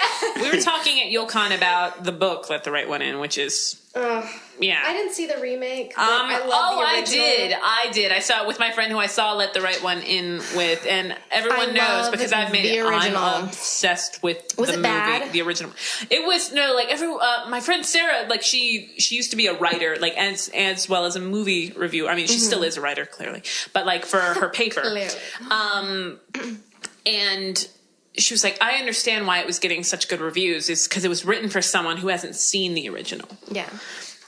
It's just let's make it, make it gorier, but it's in the same time thing. And Steven immediately pointed out, he's like, in that year, 911 wasn't around in small towns like that. That's stupid. Stuff like that. Seriously. But awesome. The little things that they kind of took, their creative things, instead of, mentioning that Ellie is spoiler. Ellie in the book is a boy. That's why she's always saying, I'm not a girl. Yeah. It's not because she's saying I'm a vampire. Little boy. And that's kind of addressed. It's kind of addressed by just one questionable shot in the original. Well, and the fact that she's always saying I'm not a girl. I'm not a girl. Would you still like me if I wasn't a girl? Yeah. That sort of thing. Yeah. So, but in the American version, or Let Me In, they just threw it out. She is a girl, blah, blah, blah. So I'm reading that right now, and Perfume. Oh my God, Perfume! Holy shit, that's one of my all-time favorite books. What kind of book is it? Is digging like, It is like it's called the subtitle is The Story of a Murderer, and it's essentially about a serial killer in the 17th century, and he is this ugly sort of trollish Rumpelstiltskin like character who. The water. Oh yeah, blah, blah, blah, blah, blah, blah, blah. Like And he basically, I mean, his mom gives birth to him in a fish market, and then just tries to like dumps him in a front and so he you know he's not born under very auspicious circumstances, and he's like moved from orphanage to orphanage and institution to institution back in the day when these institutions were not very life affirming, and quality of life program didn't exist. And he develops this almost preternaturally intense sense of smell. Like he can smell something and tell you its history. It's almost psychic, but not quite. Whoa. It's just and the way the book describes his sense of smell, he naturally joins. He becomes apprenticed to a perfumer, and then kind of learns the trade, and then essentially becomes obsessed with bottling the scent of a virgin. And in his quest to do this, he murders intense. A lot of people. I'm digging it. That's awesome. It's really good. It's beautiful. Patrick Susskind is the name of the author, and it's fucking beautiful. I'll show you. Okay, yeah, the movie you can avoid. The movie is terrible, yes. but that's actually what I saw. That sounds like something that could either be really good or really bad. Yeah, no, the book I'm is. I'm digging it. Sweet. The book makes you want to smell things. Like the book makes you want to just bury your nose in everything and like train your nose, because like the way they describe smell and just the way his mind works because of the way he can smell is fascinating to me. That's so cool. Should we take a quick break and then come back for more questions? Breaky time. All right, break. And we're back. Oh my gosh, where did we go? It's fine. We had snacks. Don't care, man. Yes. I had a cookie though. Oh, stop it. Some Brina Palencia cookies. I took Tatum's cookie. You took my cookie. It sounds you weird. Took my cookie. She put her hand in the cookie jar and she came back with something. I took the cookie. Syphilis. Did that happen in the improv show we did? Probably. Apparently, like syphilis is kind of a thing with me. I love to bring it up. It's just funny. I don't think it was crabs. Syphilis. Yeah. We brought up a lot of randomness. That was so much fun. That was such a great thing. You'll con. Woo. Okay. Let's see. I had a good question. Tatum's Where did it Tatum. go? This is cool. This comes from Caitlin Smith, who asks, I love her. She's what cool. is your favorite cosplay that you've ever done? Do you have a dream cosplay? And any tips for beginning cosplay, like for aspiring cosplayer? That one in particular I'm interested in. Do you have any tips? That's a good one. This is a very fruitful field of endeavor. Here, I'll start with that one then. One of the, most people know this about me, but in case you don't, I'll just go ahead and say it. This is the reason that I don't compete with my costumes. It's because I think it is so much easier to go and find like a base that you can build off of for a costume. Like a lot of like the bigger costumes I have that have like the really big dresses or like the really long skirts, those are wedding dresses that I've like altered or like built off of. So I think that some people I guess might look down on that, and so that's why I don't like compete. And if people ask me, I tell them that. But like it makes it a lot easier and a lot less time consuming if you just find something to build off of, and then you can spend more time, doing the detail work and making all the little pretties that'll make it, stand out. And so I think for beginning cosplayers, if you can find something that you can alter, and I think there to some degree there is kind of an art to altering as well. But and I would also say like start small, like don't do some like. Suddenly pick like the like a Trinity Blood costume. Yeah, like a Trinity Blood costume. Don't do that like right off the bat because you're gonna like your costume cry. That I saw for Trinity Blood is insane. Huh? That costume for Trinity Blood. I love that. I think that's probably that. It's a toss up for my favorite costume. It's a toss up between that one and a Euphemia one I did from. It's one with the pink hair and it has angel wings, and that one's really pretty. Both were base wedding dresses that I built. Well, the set. See, that's what I thought when you said wedding. Yeah, just like the base, like some of the stuff had to be added, some of the stuff had to be like it's a completely separate garment, like things like that. But like for like the long big skirts, they're wedding dresses that I found at thrift stores for like $10. So it saves you a ton of money and a ton of fabric. And dream cosplayers, since I don't really get like I don't get to cosplay as much as I used to. Yeah.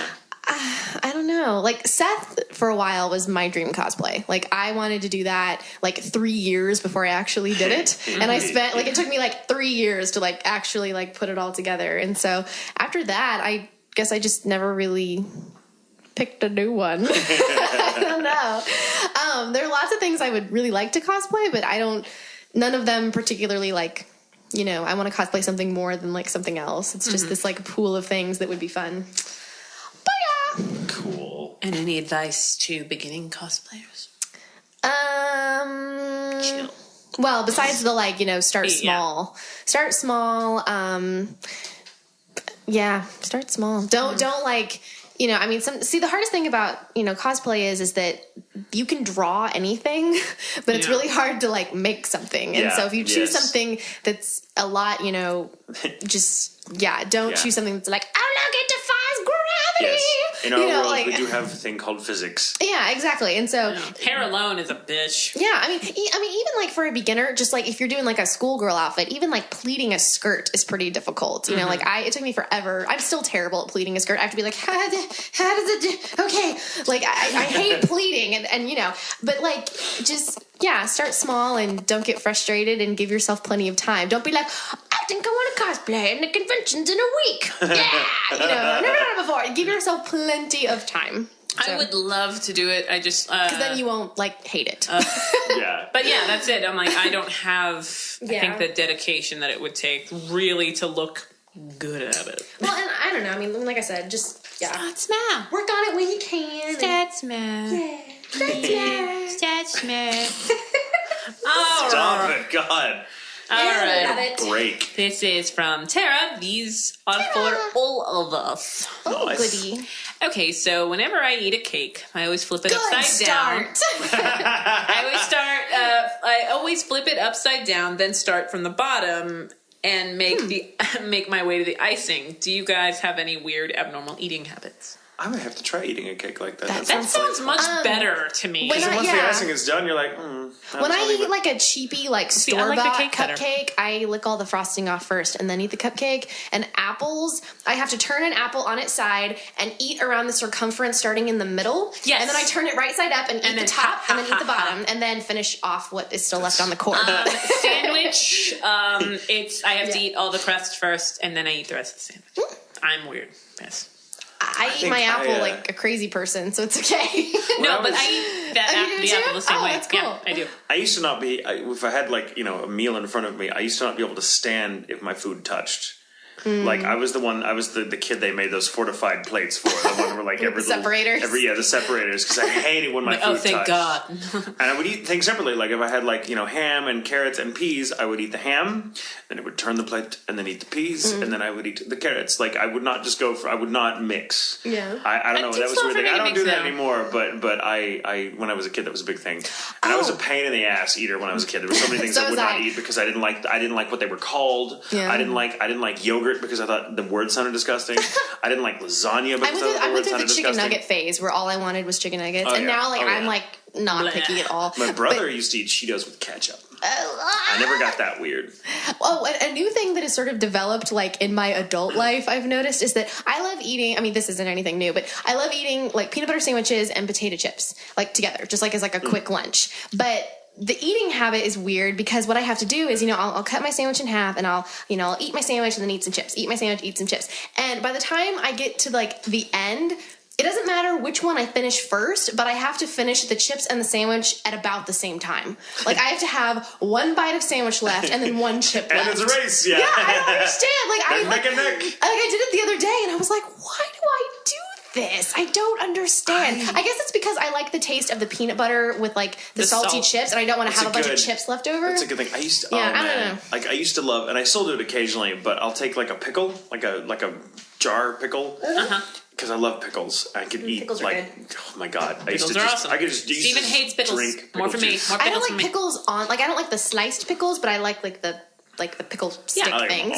Like the pickles you get at the movies. Yeah. Or the baseball games. Like the dill pickles. I would take one of those pickles, and I would take a bite of it, and then I'd have like an apple, not like a Granny Smith, but like just a red apple, like a so like Washington the sweet apple. and sour? And like I would take a bite of that, not at the same time. Like I'd have the pickle, and then I'd eat it, and then swallow it, and then I'd have a bite of apple and eat and swallow it, and it just makes the apple really, really sweet, and it makes the pickle really, really sour it's because like it's the salty sweet combination. You're confusing your tongue, I guess. Yeah, of eating like French. No, I don't eat them together. I know some people do, but eating like ice cream and then eating French fries. It's like the sweet and the salty, and it tastes French delicious. fries from Wendy's with a frosty. Dipped in a frosty. Delicious. Hell yeah. But if I go to the movies, if I get a pickle, I have to get Twizzlers. See, I don't like licorice. I've never liked licorice. I don't like licorice. I like Twizzlers. Those aren't real licorice. Yeah, no, they're not. You're not. But I don't really like Twizzlers. I still love licorice. But I used to put grind up like anytime I made a grilled cheese, put crumbled up Doritos in them.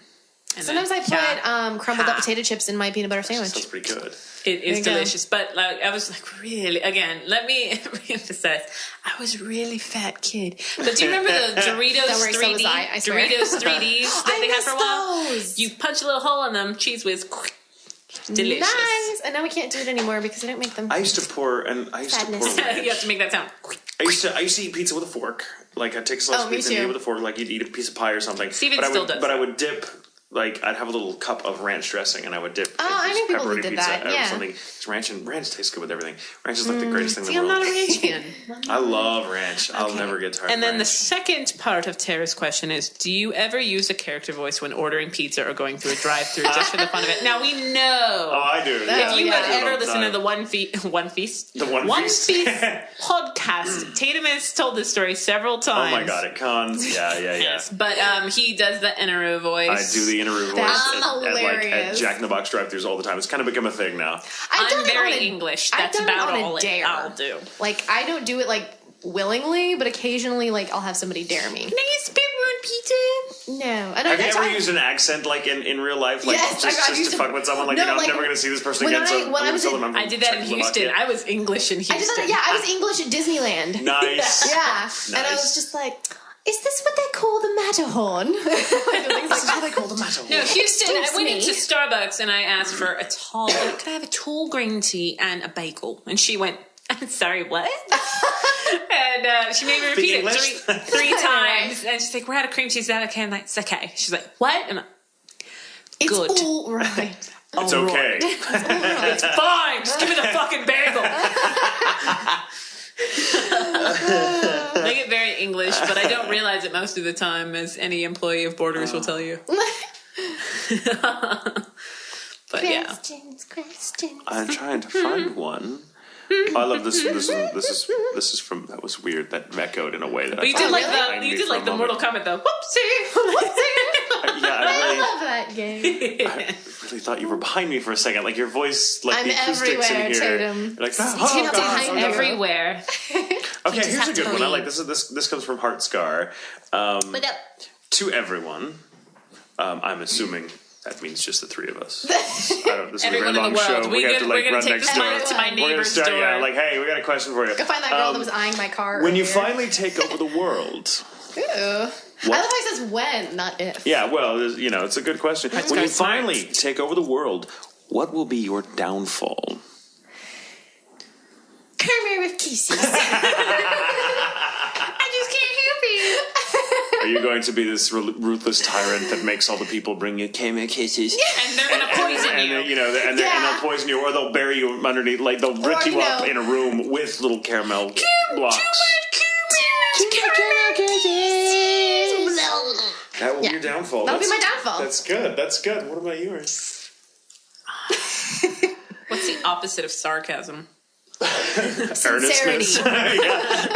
Yeah, sincerity. There you go. Sincerity will be your downfall. You'll just explode from like kindness. I'll tell you what it won't be. Hypnotism. There you go. Take that, Flip Orley. What a poor name, by the way. Flip Orley. So there goes half my answer then. You just stole my thunder. Like, because that Flip Orley, hypnotism. No, I'm kidding. No, my downfall, we're not talking about the good. I'm not sure, but I think my downfall will probably be a combination between ice cream and internet porn. I'm pretty sure. Like, watching it, not in it. At the same time. At the same time, that's the... The room just got icky. You the fucker that brought it up before the show. I was making a joke. It was 2 girls and 1 cupcake because we were talking about cupcakes, and it was still pretty gross, but still, whatever. No. From what I've heard, that I think internet porn is going to be my downfall, whether I take over the world or not. Don't you? Like, I watch way too much of it. No, I think too much of you. My bad. I don't really, but it is the number one thing people go online for. Okay, since Sarah, but now everybody thinks that about you. Like, this is still a silly question. So clearly, like, if we were really to take over the world, I don't think caramel kisses would be your downfall, or sincerity would be mine. But or pandas. Maybe a panda might be my downfall. See, now whenever I hear panda, I think of you and Ryan. Really? Yeah. Oh, Now a serious answer, dramatic answer to the same question. Different show, but you're now a tyrant, a tyrant character, and now your downfall. What would be your downfall? Well, I wouldn't even be taking over the world. Well, but well, let's say you took over the world by you had no choice. Perhaps you had to. Perhaps you were thrust into the position of power and you had no choice. Dorothy. It happens all the time. You got the ruby shoes. You didn't want them. They're just on your feet now. No, what do I do? What would your downfall be? I don't know. Not being able to come up with something to say. Yes, not being I think able to my get dramatic answers downfall would probably be falling in love with the wrong person. That a classical sort of Greek tragedy. Thing. Yeah, like I only betted you to get to your empire. That's or falling in love, or just falling in love with someone who's like the ruin of the empire. Incidentally, or going crazy with the stress. That would probably be my downfall anyway. Or just killing yourself. I would probably die of paranoia because I would think everyone's trying to kill me. You just probably eventually like because I probably would get it by killing the person who fucking did it before me. Your downfall. So I would be paranoid. I wouldn't let anyone near me, and I would eventually probably just die of paranoia. Just probably, yeah. Sad and again, over analytical. Yeah. Just why? Why would you say that? He said hello, but he said in like a way, like kill him off with his hand. It was like, hello, I'll be seeing you again later to kill you. That's what go. Hey, just so you know, next time you see me, I'm going to be wearing an executioner's hood. So just imagine me right now. 10. Do I mean 10 minutes? Do I mean 10 years? Could be done seconds. Balls in your court, Madam President. I like questions like that. Those are I know, that's fun. Like the theoretical put yourself questions. in a dramatic situation and decide how to write yourself out of it. Hey, okay, let me see. It's a funky little question. I mean, I know we've kind of addressed it before, but this is for all of us. How do you celebrate different holidays together at Funimation? For my 21st birthday, I was recording, so I brought donuts from Dunkin' Donuts. You brought your own birthday donuts? Yeah. That's so sweet. And kind of sad in a way, like you had to bring your own. Well, it's because snacks. I had to be there at 10 a.m. and I was recording. It was actually on Gare Zero, and I was recording from like 10 to 6. I'm like, I'm gonna be here a long time. I'm like, I'll bring in donuts. So I brought donuts. It's my birthday. It's fun to work on your birthday, though, isn't it? I mean, when you're doing this, because you're like, I'm getting paid on my birthday. And it was so cool because it was like, most people are like, that mine's working. Yeah, and most people are like, oh God, I have to work on my birthday. But not only you get, you're getting paid, and it's not like you're 12 and working on your birthday. And that was like my favorite. That's like my most favorite show that I've ever worked on. So it was like I was so excited to like go in and work on that show. So I was like, this is awesome. I'm gonna go work on Gare Zero. Yeah, just like that, by the way. Take it easy. You're gonna break. I'm pretty sure. We don't really have like. You can't break me. We don't really have like parties at Funimation. Like we have Christmas parties, but really those are just not really for production.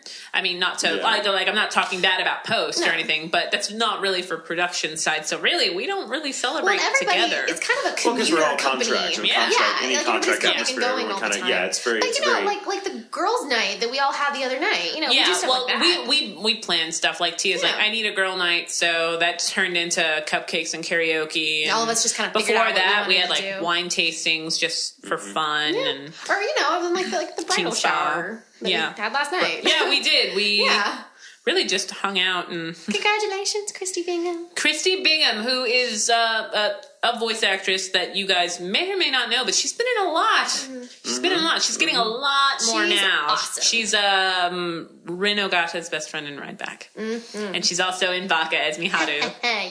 Oh yeah. Crazy lesbian stalker. The honey biscuit! Honey biscuit!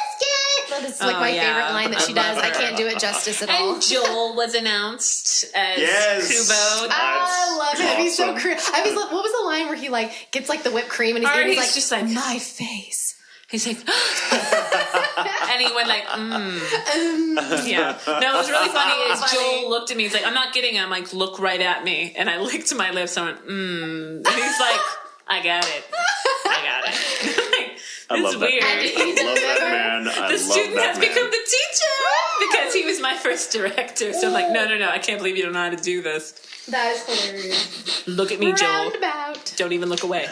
Look at me. But I mean, really, like holidays, we can make fucking Wednesday in the middle of July a holiday. Yeah. Well, it's kind of where, I mean, and it's that kind of goes along with just being actors and directors and stuff. We're very bohemian in the way that we're like, holiday, fuck it, it's Thursday, let's go drinking. Let's go drink. Exactly. Seriously, like I mentioned something because we found a thunder tube with my thunder tube, which sounds horrible, but it's just a little tube that makes thunder sounds. It's really good for Foley really is and stuff like that. It's not a euphemism for anything. And it brings people together. We witness this. It brings them together. Yes, but honestly, like we spent an hour like just bugging the shit out of each other, going like, "Listen, wow!"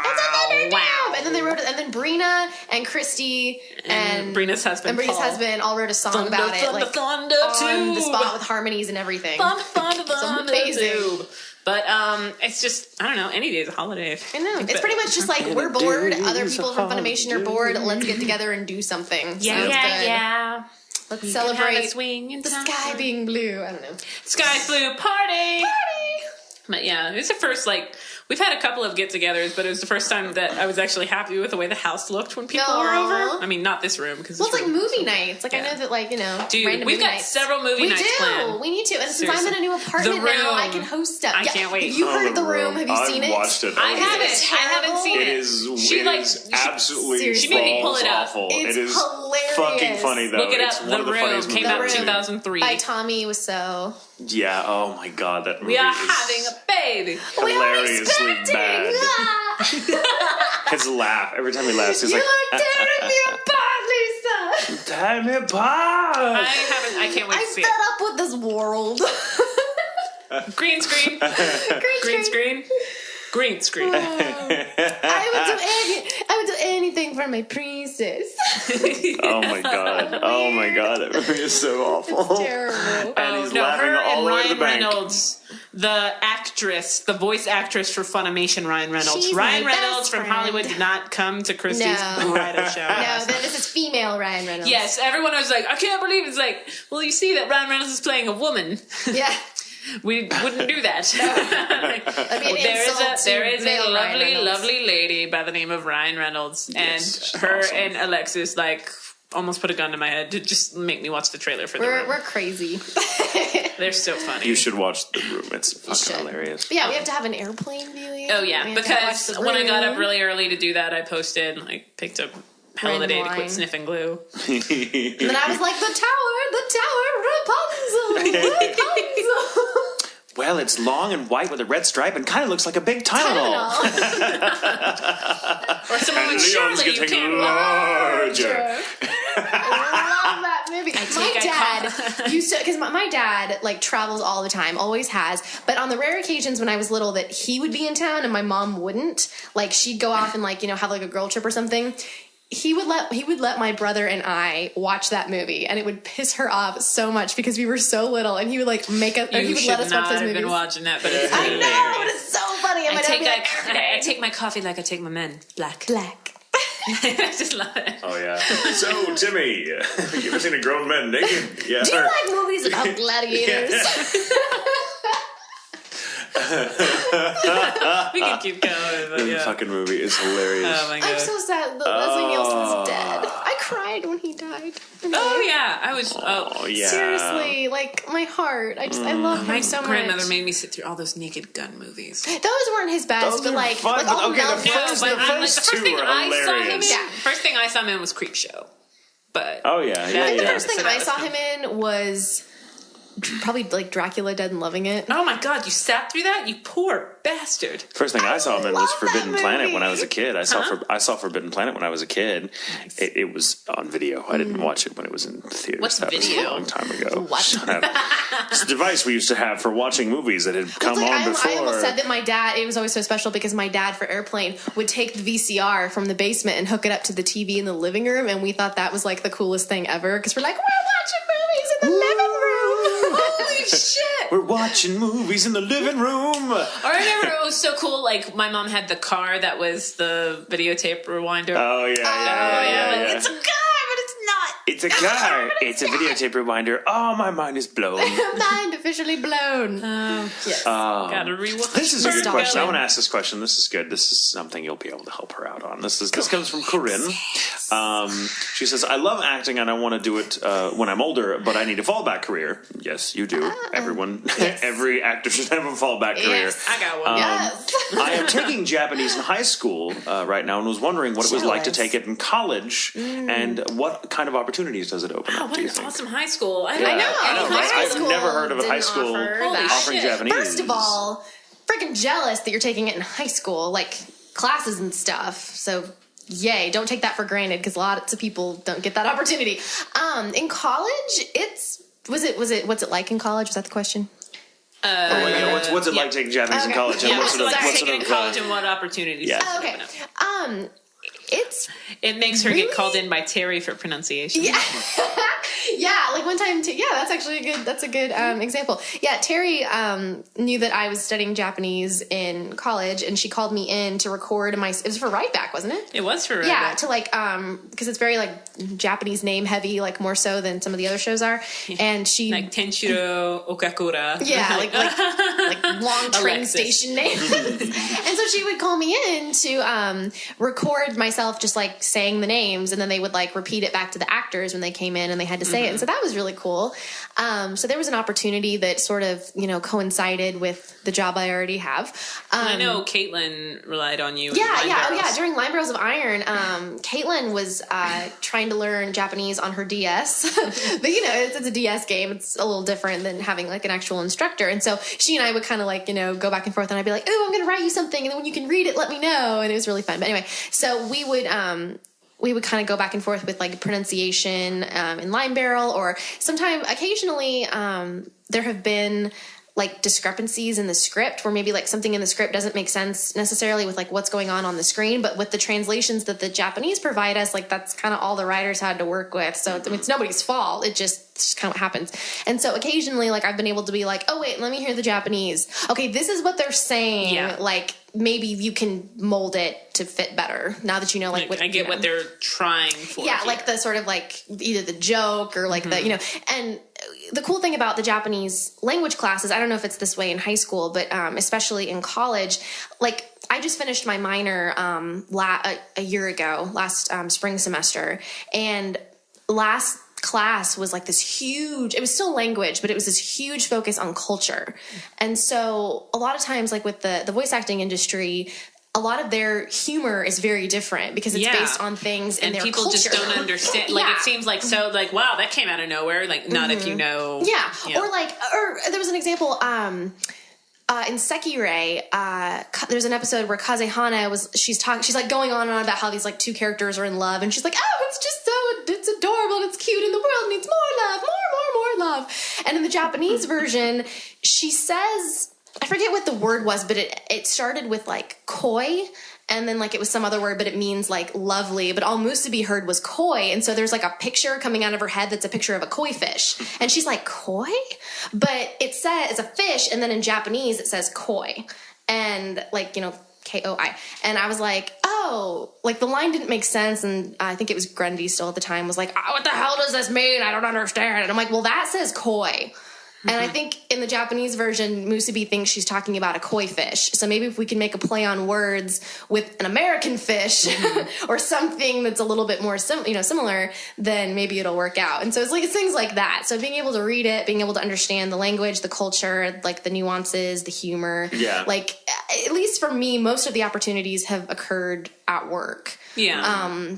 Like at Funimation. But I mean, Japan is they've been an up and coming country for a long time. Mm-hmm. I mean, in the technology race and the economic race. So to know Japanese, I think will open a lot of doors in terms of like, you know, globalization and the global economy and, you know, all that other kind of stuff. So, I mean, if you're interested in like an international business job, Japanese would be a really good language to know. Yeah. Because also because of how difficult it is if you fucking know it. Well, that's what I thought I wanted to do, was be a translator for a while. I went through a period where I kind of, I was like fresh out of high school and I was just kind of like, I don't know if I want to do acting anymore. You know, I think everybody goes through it. Yeah. But I was like, quit for a number of years. And I was just like, I'll be a translator. I love Japanese. So, but you know, I mean, obviously things worked out differently, but that's what I thought I wanted to do for like a year. Mm-hmm. And I know there are a lot of opportunities for those types of people, that they're very sought after. So it would have been it's funny cool position. The guy I met this weekend, who was one of the translators for the Japanese guests at NakaCon, was like talking about just how interesting it is to be a translator, because you know you're kind of, he's like, he said something along the lines of there was no feeling to him more satisfying than bridging the gap between two people and whom there's whom there's a language barrier. Well, like, you know, and being able to like these people are now friends because of, you know, my being in there to sort of mediate. And that's really cool. I mean, that's just being able to do that with anybody is awesome. Well, like one of my favorite things, it was actually this past summer, I went to Japan for my second time, and my dad works for a Japanese company, and so that's kind of what first inspired me to learn the language. And he was there on business, and which is what happened the first time, but I was allowed to come with him. And there was a day where I was just sort of turned loose with a woman from the Tokyo office I'd never met before. She spoke English, but not very well. And she took me, I met her in the morning, and she took me to lunch, and then we took some subways, and then we took a taxi, and she took me to the Studio Ghibli Museum, which was amazing. Nice. I wanted to go so bad. And then we stayed there for a while, and then she, took me to, my dad was in Nagoya for the day, like he was meeting a client, which Nagoya is about an hour south of Tokyo, I think. You have to take the train to get there. And so he was like gone. I was by myself. And then we met up with a bunch of other people. Some of them I'd already met because they work in the American office and just happened to be in Tokyo at the same time. And we all had dinner, and then we went to karaoke, and then my dad joined us like halfway through karaoke, and then we all went and like had drinks and stuff. But it was so funny because I was there to practice Japanese and she was there to practice English. And so she's adorable. Her name was Rie, and she was probably like 25, like not much older than me. And she was so cute and just excited. And she was it was so funny because she was like, I looked at your online profile at animenewsnetwork.com, and I saw that you are in Sergeant Frog and Sekire and Bamboo Burrito. And she was like so excited because she was like what would you call? And I was kind of joking, and I was like, you kind of sound like a stalker, Rie. So she goes, I thought she was stalker. She was so funny. And so then we went to like the Studio Ghibli. She researched you. I know. And she was like, I was very nervous. I did not sleep last night. And I was like, oh. So we basically tried to do this thing where like I would speak in as much Japanese as possible, and she would speak in as much English as possible. And it was just this bonding experience. And by the end of the day, I was just like, I have a friend. And now we're pen pals. Like I write her emails in Japanese, and she writes me emails in English. And when we went to the studio, that really helps too. Yeah. That's what my friend Sarah did. Is she met someone who was doing the exact same thing for French. So it's just like, I'll help you work on your English. Help me work on my. Well, and it was so cute because like when we went to the Studio Ghibli Museum, she turned into this big kid because she was like the secret like Miyazaki fan, and she was just like, oh, kawaii, and we're like running around, and I'm like, mite, and we're like looking at stuff, and it was so funny. And then when we met up with everybody, like she was I could like kind of listen in on their conversations, and I was like, I understood what you guys said. They're like, whoa, it was so funny. But they're like, you understand? And I was like, hi, and they were like, ah, it was so funny.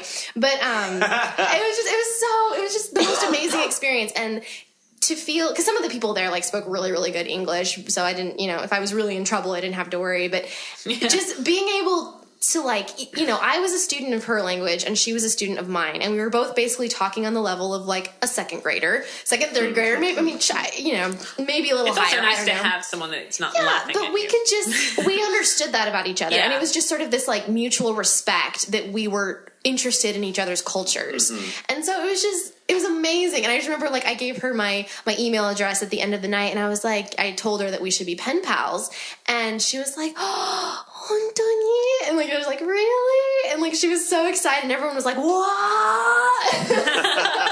If anybody has my Facebook, I have a video of when we went to karaoke that night of this guy who was so drunk, and he's singing this song, and he's like screaming, and he's like, oh yeah! And he's like jamming out to the song, like air guitar, and like jumping all over the place, and it's hilarious. So that was that same day. Karaoke, drinks, foreign language, awesome. Oh my god, it was family karaoke. That was like I loved that day / night. Like that was my favorite day. It's like, gotta be this way. It's this way. There we go. Okay, I'm trying to make this good. Okay. It reminds me of the wheelchair, like on Steven's birthday. He kept like lunging toward me. Yeah. Oh my god! Like Tatum. My chair doesn't make that noise. Well, yes, it does. Yours is making it more than mine. I think it's because I have zippers like... on the back of my shirt, and they're like rubbing against the leather. Oh, okay, that's what that is. But this is making like a proper squeak, and it's I fixed your chair. There, I fixed your chair, or it's about to collapse underneath my weight. And we're like, oh. Well, I think let's see. We have time for one more question. Okay. It's a random question, and then we'll kind of close out things. Thanks again, and I feel like we always got to remind people now. Like we get a lot of questions. Yes, we got a lot of questions for you. Questions. We Thank didn't you get so to much. answer all of them, but also a lot were kind of inadvertently answered. All Yeah. But There was thanks, some guys. redundancy there, And but all the didn't questions are talk so welcome, and we much. love Just them, kidding. and it's great. Sorry if we Yes. didn't get to them, but thanks for being very patient with Steven, you know, in the chat room. He does a lot, so please respect him and don't just kind of him, and he'll love you forever. I he's promise. a god. Don't anger him. And a question from Mr. Silly Pants McGee, Benjamin. Silly Pants McGee. He's kind of been away, and I'm really happy that he's back. Yeah.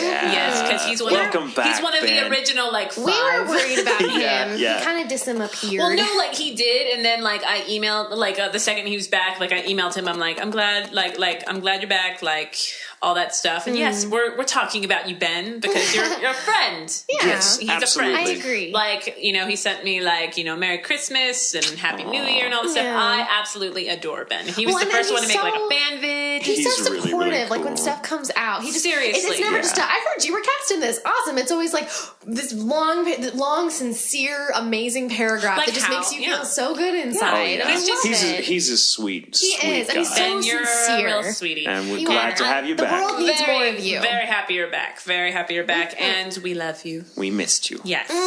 So, random question for all of us from Ben. Now, Ben asked a few, but of course, the random is going to be the one I asked. If you all starred in a show together, who would you want to be your sidekick, and who would you want to be your main villain? Like you all meaning like everybody at Funimation? No, Or between the three of Probably. us. Which Oh. one Yeah. is your side? Okay, so you're the hero or the Okay. heroine. Which one of us is the villain? Which one of us is your sidekick? Oh snap! You both could be the villain. I This don't is really see very either of you true. being a sidekick. You either be like the hero or the villain. I can be a sidekick. She can be a sidekick. She That's makes a true, good but you're sidekick. like so like sarcastic and like diabolical when you want to be. So she can be can't the even like be edgy sidekick. calculating and like calm. So So, really, Tatum and there is no sidekick. You're your own sidekick, and Tatum and I are your main villain. yes, Nice. I like this. Well, because maybe I would be a terrible villain. You're the You hero would be now. my sidekick. I would be your sidekick. Yeah. Oh, then you're going to be the villain. Yes, Nice. tip top. Well, then there'd be only like half an episode because Now, I'd what like kind of fail. villain would we should back up? What kind of villains would we be if you were the heroine? What kind of villain would we be? What kind of villains would I think you guys would be? Yeah. What kind of villains would we be? What kind of hero would you be? Come on, let's flesh this out for Ben. Yeah. For Benji. Oh my god, for Benji. Call him Benji now. That's my nickname for him. Benji. The tale of Benji. Instead of Genji. That was lame, I'm sorry. I know, it's amazing. I don't know. Make it blue swordish. Come on. Okay, I would be like And like go. like the really like determined heroine that would do whatever it took to get it done, but you know, I'd have like the emotional setback occasionally. I'd be like, I just can't. No, I must, and then you know, do that sort of thing. It's just like the Antonio Banderas. But I must. But I must. No, senor, no, please, don't say And then, okay, for villains, Tatum would be like, you know, like I said, like the calm, collected, diabolical. Like you might have a cat. Like you might have a scene with a cat. You would be the one. Angus, yeah. You would definitely have like the globe with like the scotch in it. Oh, yeah, I do actually already. That you would like, you know, so if someone came to like meet you, they'd like sit at the end of your like long table and you'd be like, so what do you have for me? And they'd be like, well, I have this schematic of how to take over, of how to, you know, implode the world's largest volcanoes. And you'd be like, here's some scotch. And there'd be like an acid pill in it or something. And then you'd have like men come over and like drag the dead guy out and you'd be like, do and like go back to whatever you're doing. That's just how you gotta run a business. I know, that's just how you gotta people would like, you know, it'd be like, no, people would never know when you were gonna like flip out. Like that's the thing. So like that would be your control. I love this. And then I love Terri, that. You've thought about this. Apparently. Or you've been sneaking around my house. No, that's only Brina. Have you been talking to Brina? Maybe. Yes. I wonder where my scotch went. Terri would be the more like maniacal, like out there, like you knew that like she would, like if you like crossed her, you should get pissed off at you. Like it'd be like the ultimate, like the opposite extreme. You'd be the more like, yes, I'm going to subtly kill you now, and you would be like, oh my god, and like take a sword and just go whoa, and like lop off their head, and then you'd be like, okay, so what's next? Like you'd be like the kind that would like kill someone without hesitation, really violently, but then you'd be like calm and collected again, and be like, so. Huh. Or you make like some like sarcastic catchphrase and then go back to what you were doing. Yeah. Me? You might have like a pit of sharks. Maybe. Yes. What kind of sidekick am I and what kind of villain is it? Well, like hero-wise, I'm the reluctant one that really just does it because I keep getting bitched by my sidekick to fucking do something. I want to play. And like seriously, I mean, you can do whatever you want, but just but the world is kind of counting on you. Well, like you do that whenever like you're about to make a point and you realize your parts. You're like, well. Actually, it's just like, well, okay, fine. If we do it, will you shut the hell up? And you're like, probably not, but you'll be all the better for it. Yeah, I won't shut up, but virtue is its own. And Alexis is the friend turned villain. Ooh, who's gone to the dark side? Yeah, we're like because they had Carmel. we started in similar setting, and we were friends, but then like. Her best friend was murdered by our friend, and that just made you go batshit. There you go. There you go. I like that. Yeah. But you're still you, but you have a vendetta. Sounds good. But everyone can understand. I'll do it. So I made you like a fallen... I hope there's fan art of this, I made Tara. you a fallen hero. Fallen hero. Fallen hero. There you go. I like that. That's cool. What about you, Tatum? Let's see. If I were the hero, I would be... Oh, and I'd be the freshman that all the guys wanted to Loving. Yeah. Sorry, go ahead. If I were the hero, I'd be like the Doctor from Doctor Who. I'd be kind of, awesome. you know, I'd be this somewhat scatterbrained, you know, lovable, kind of inadvertently falling into roguish character. Yeah, one thing after another, and just being because that's me. I'd be the improvisational hero. Like I'm really good at just flying by the seat of my fucking pants. Like I wouldn't like plan on saving the world, but here I am, and okay, well let's try this. And so I'm gonna have to go with you being my sidekick since you've you know you're too great a villain. I don't know. I go either way actually. Because if you were my you would be the master in the scenario or the time where that's from the books. Sorry, nerd. It's okay. Okay, if you were the villain, Terri, you would be. I don't know. I see you as being kind of a crazy military she-wolf sort of like, you know, you command this army of drones and you just kind of sit up there and you're like, and you're very, you know, I don't know, I can see with a white or like with a riding crop and gloves German. and you speak German, yes, and fluently. Mach der Leben, which is let's get going. That's how you order at a French restaurant, and they just lay everything down in front of you. You don't have to pay. It's great. Try it. I'm kidding. But not really. But so that would be you as the villain, and you would have like you'd have magical powers. You'd be like the military, you know, dictator / sorceress. And your eyebrow would be like perma corked, like that. It is. Yeah. Just perma corked. Well, that has to carry over. And you, as my sidekick, I don't know. You would be. I don't know. You'd be a great companion. You would be the the organizer. You'd be like the organizer. You'd be. It was really funny. I could see you being, and this is not a reflection on your personality, but just I could see you playing this character very well. I would love to have you in the situation where you are the reluctant sidekick, where you're like, oh god damn it, what are you doing now? Where are you taking me? You guys keep running into each other. You keep running into each other. Yeah, and finally you're with me because you have no choice, but you're totally you're like, god damn it, will you figure out where the fuck we're going, please? I'm tired of carrying all your crap. Oh my god, yeah, that would be you. You would be the reluctant. That's awesome. Now as a villain, Alexis, you would be. I don't know. I could see you playing some crazy. I love playing crazy people. It's fun. You're really good at it. I could see you playing a crazy psychotic killer who still dresses up in little girl clothes and has yes, but who still has a pink bedroom with hammocks of stuffed animals everywhere. I carry a teddy bear with a knife in it. Yes, this would be you, and you're just absolutely crazy. Squiggles wants to say hello. And your world domination plan would be that you want to turn everyone into a stuffed animal or something like make that. Make people like my human dolls. Yes, you want to make people your human. That's your thing. If I could play that person, see, I'm not that type of person, but I love playing crazy people. It's so much fun to me. Either on stage fun, or right? I love it. I would have so much fun with that. And if you were my sidekick, you'd pretty much be what you are now. You'd just be again the kind of reluctant, what the fuck are you, Tatum? Hello, wake up! It's 2:00. While you've been busting out Shakespeare, that guy killed 5 of our friends. While you've been lecturing all of them on the moral ambivalence of what they're about to do to us, I've been killing them for you. So get down off your fucking high horse and pick up a sword. That would be you. That would be you. You'd be like the babysitter, the one that has to constantly wrangle me and remind me where we're going and what we're doing because I'm fucking hero. useless on my own. Yeah. Doing this, God, why? Jesus, here's your day planner. God damn it, read it once in a while. Well, we've been talking forever. We have, because we love you, and it's great to have you back on the show. You too. But I guess, we'll start getting to that point. Yeah. Well, thank you guys so much for having me again. It's a pleasure.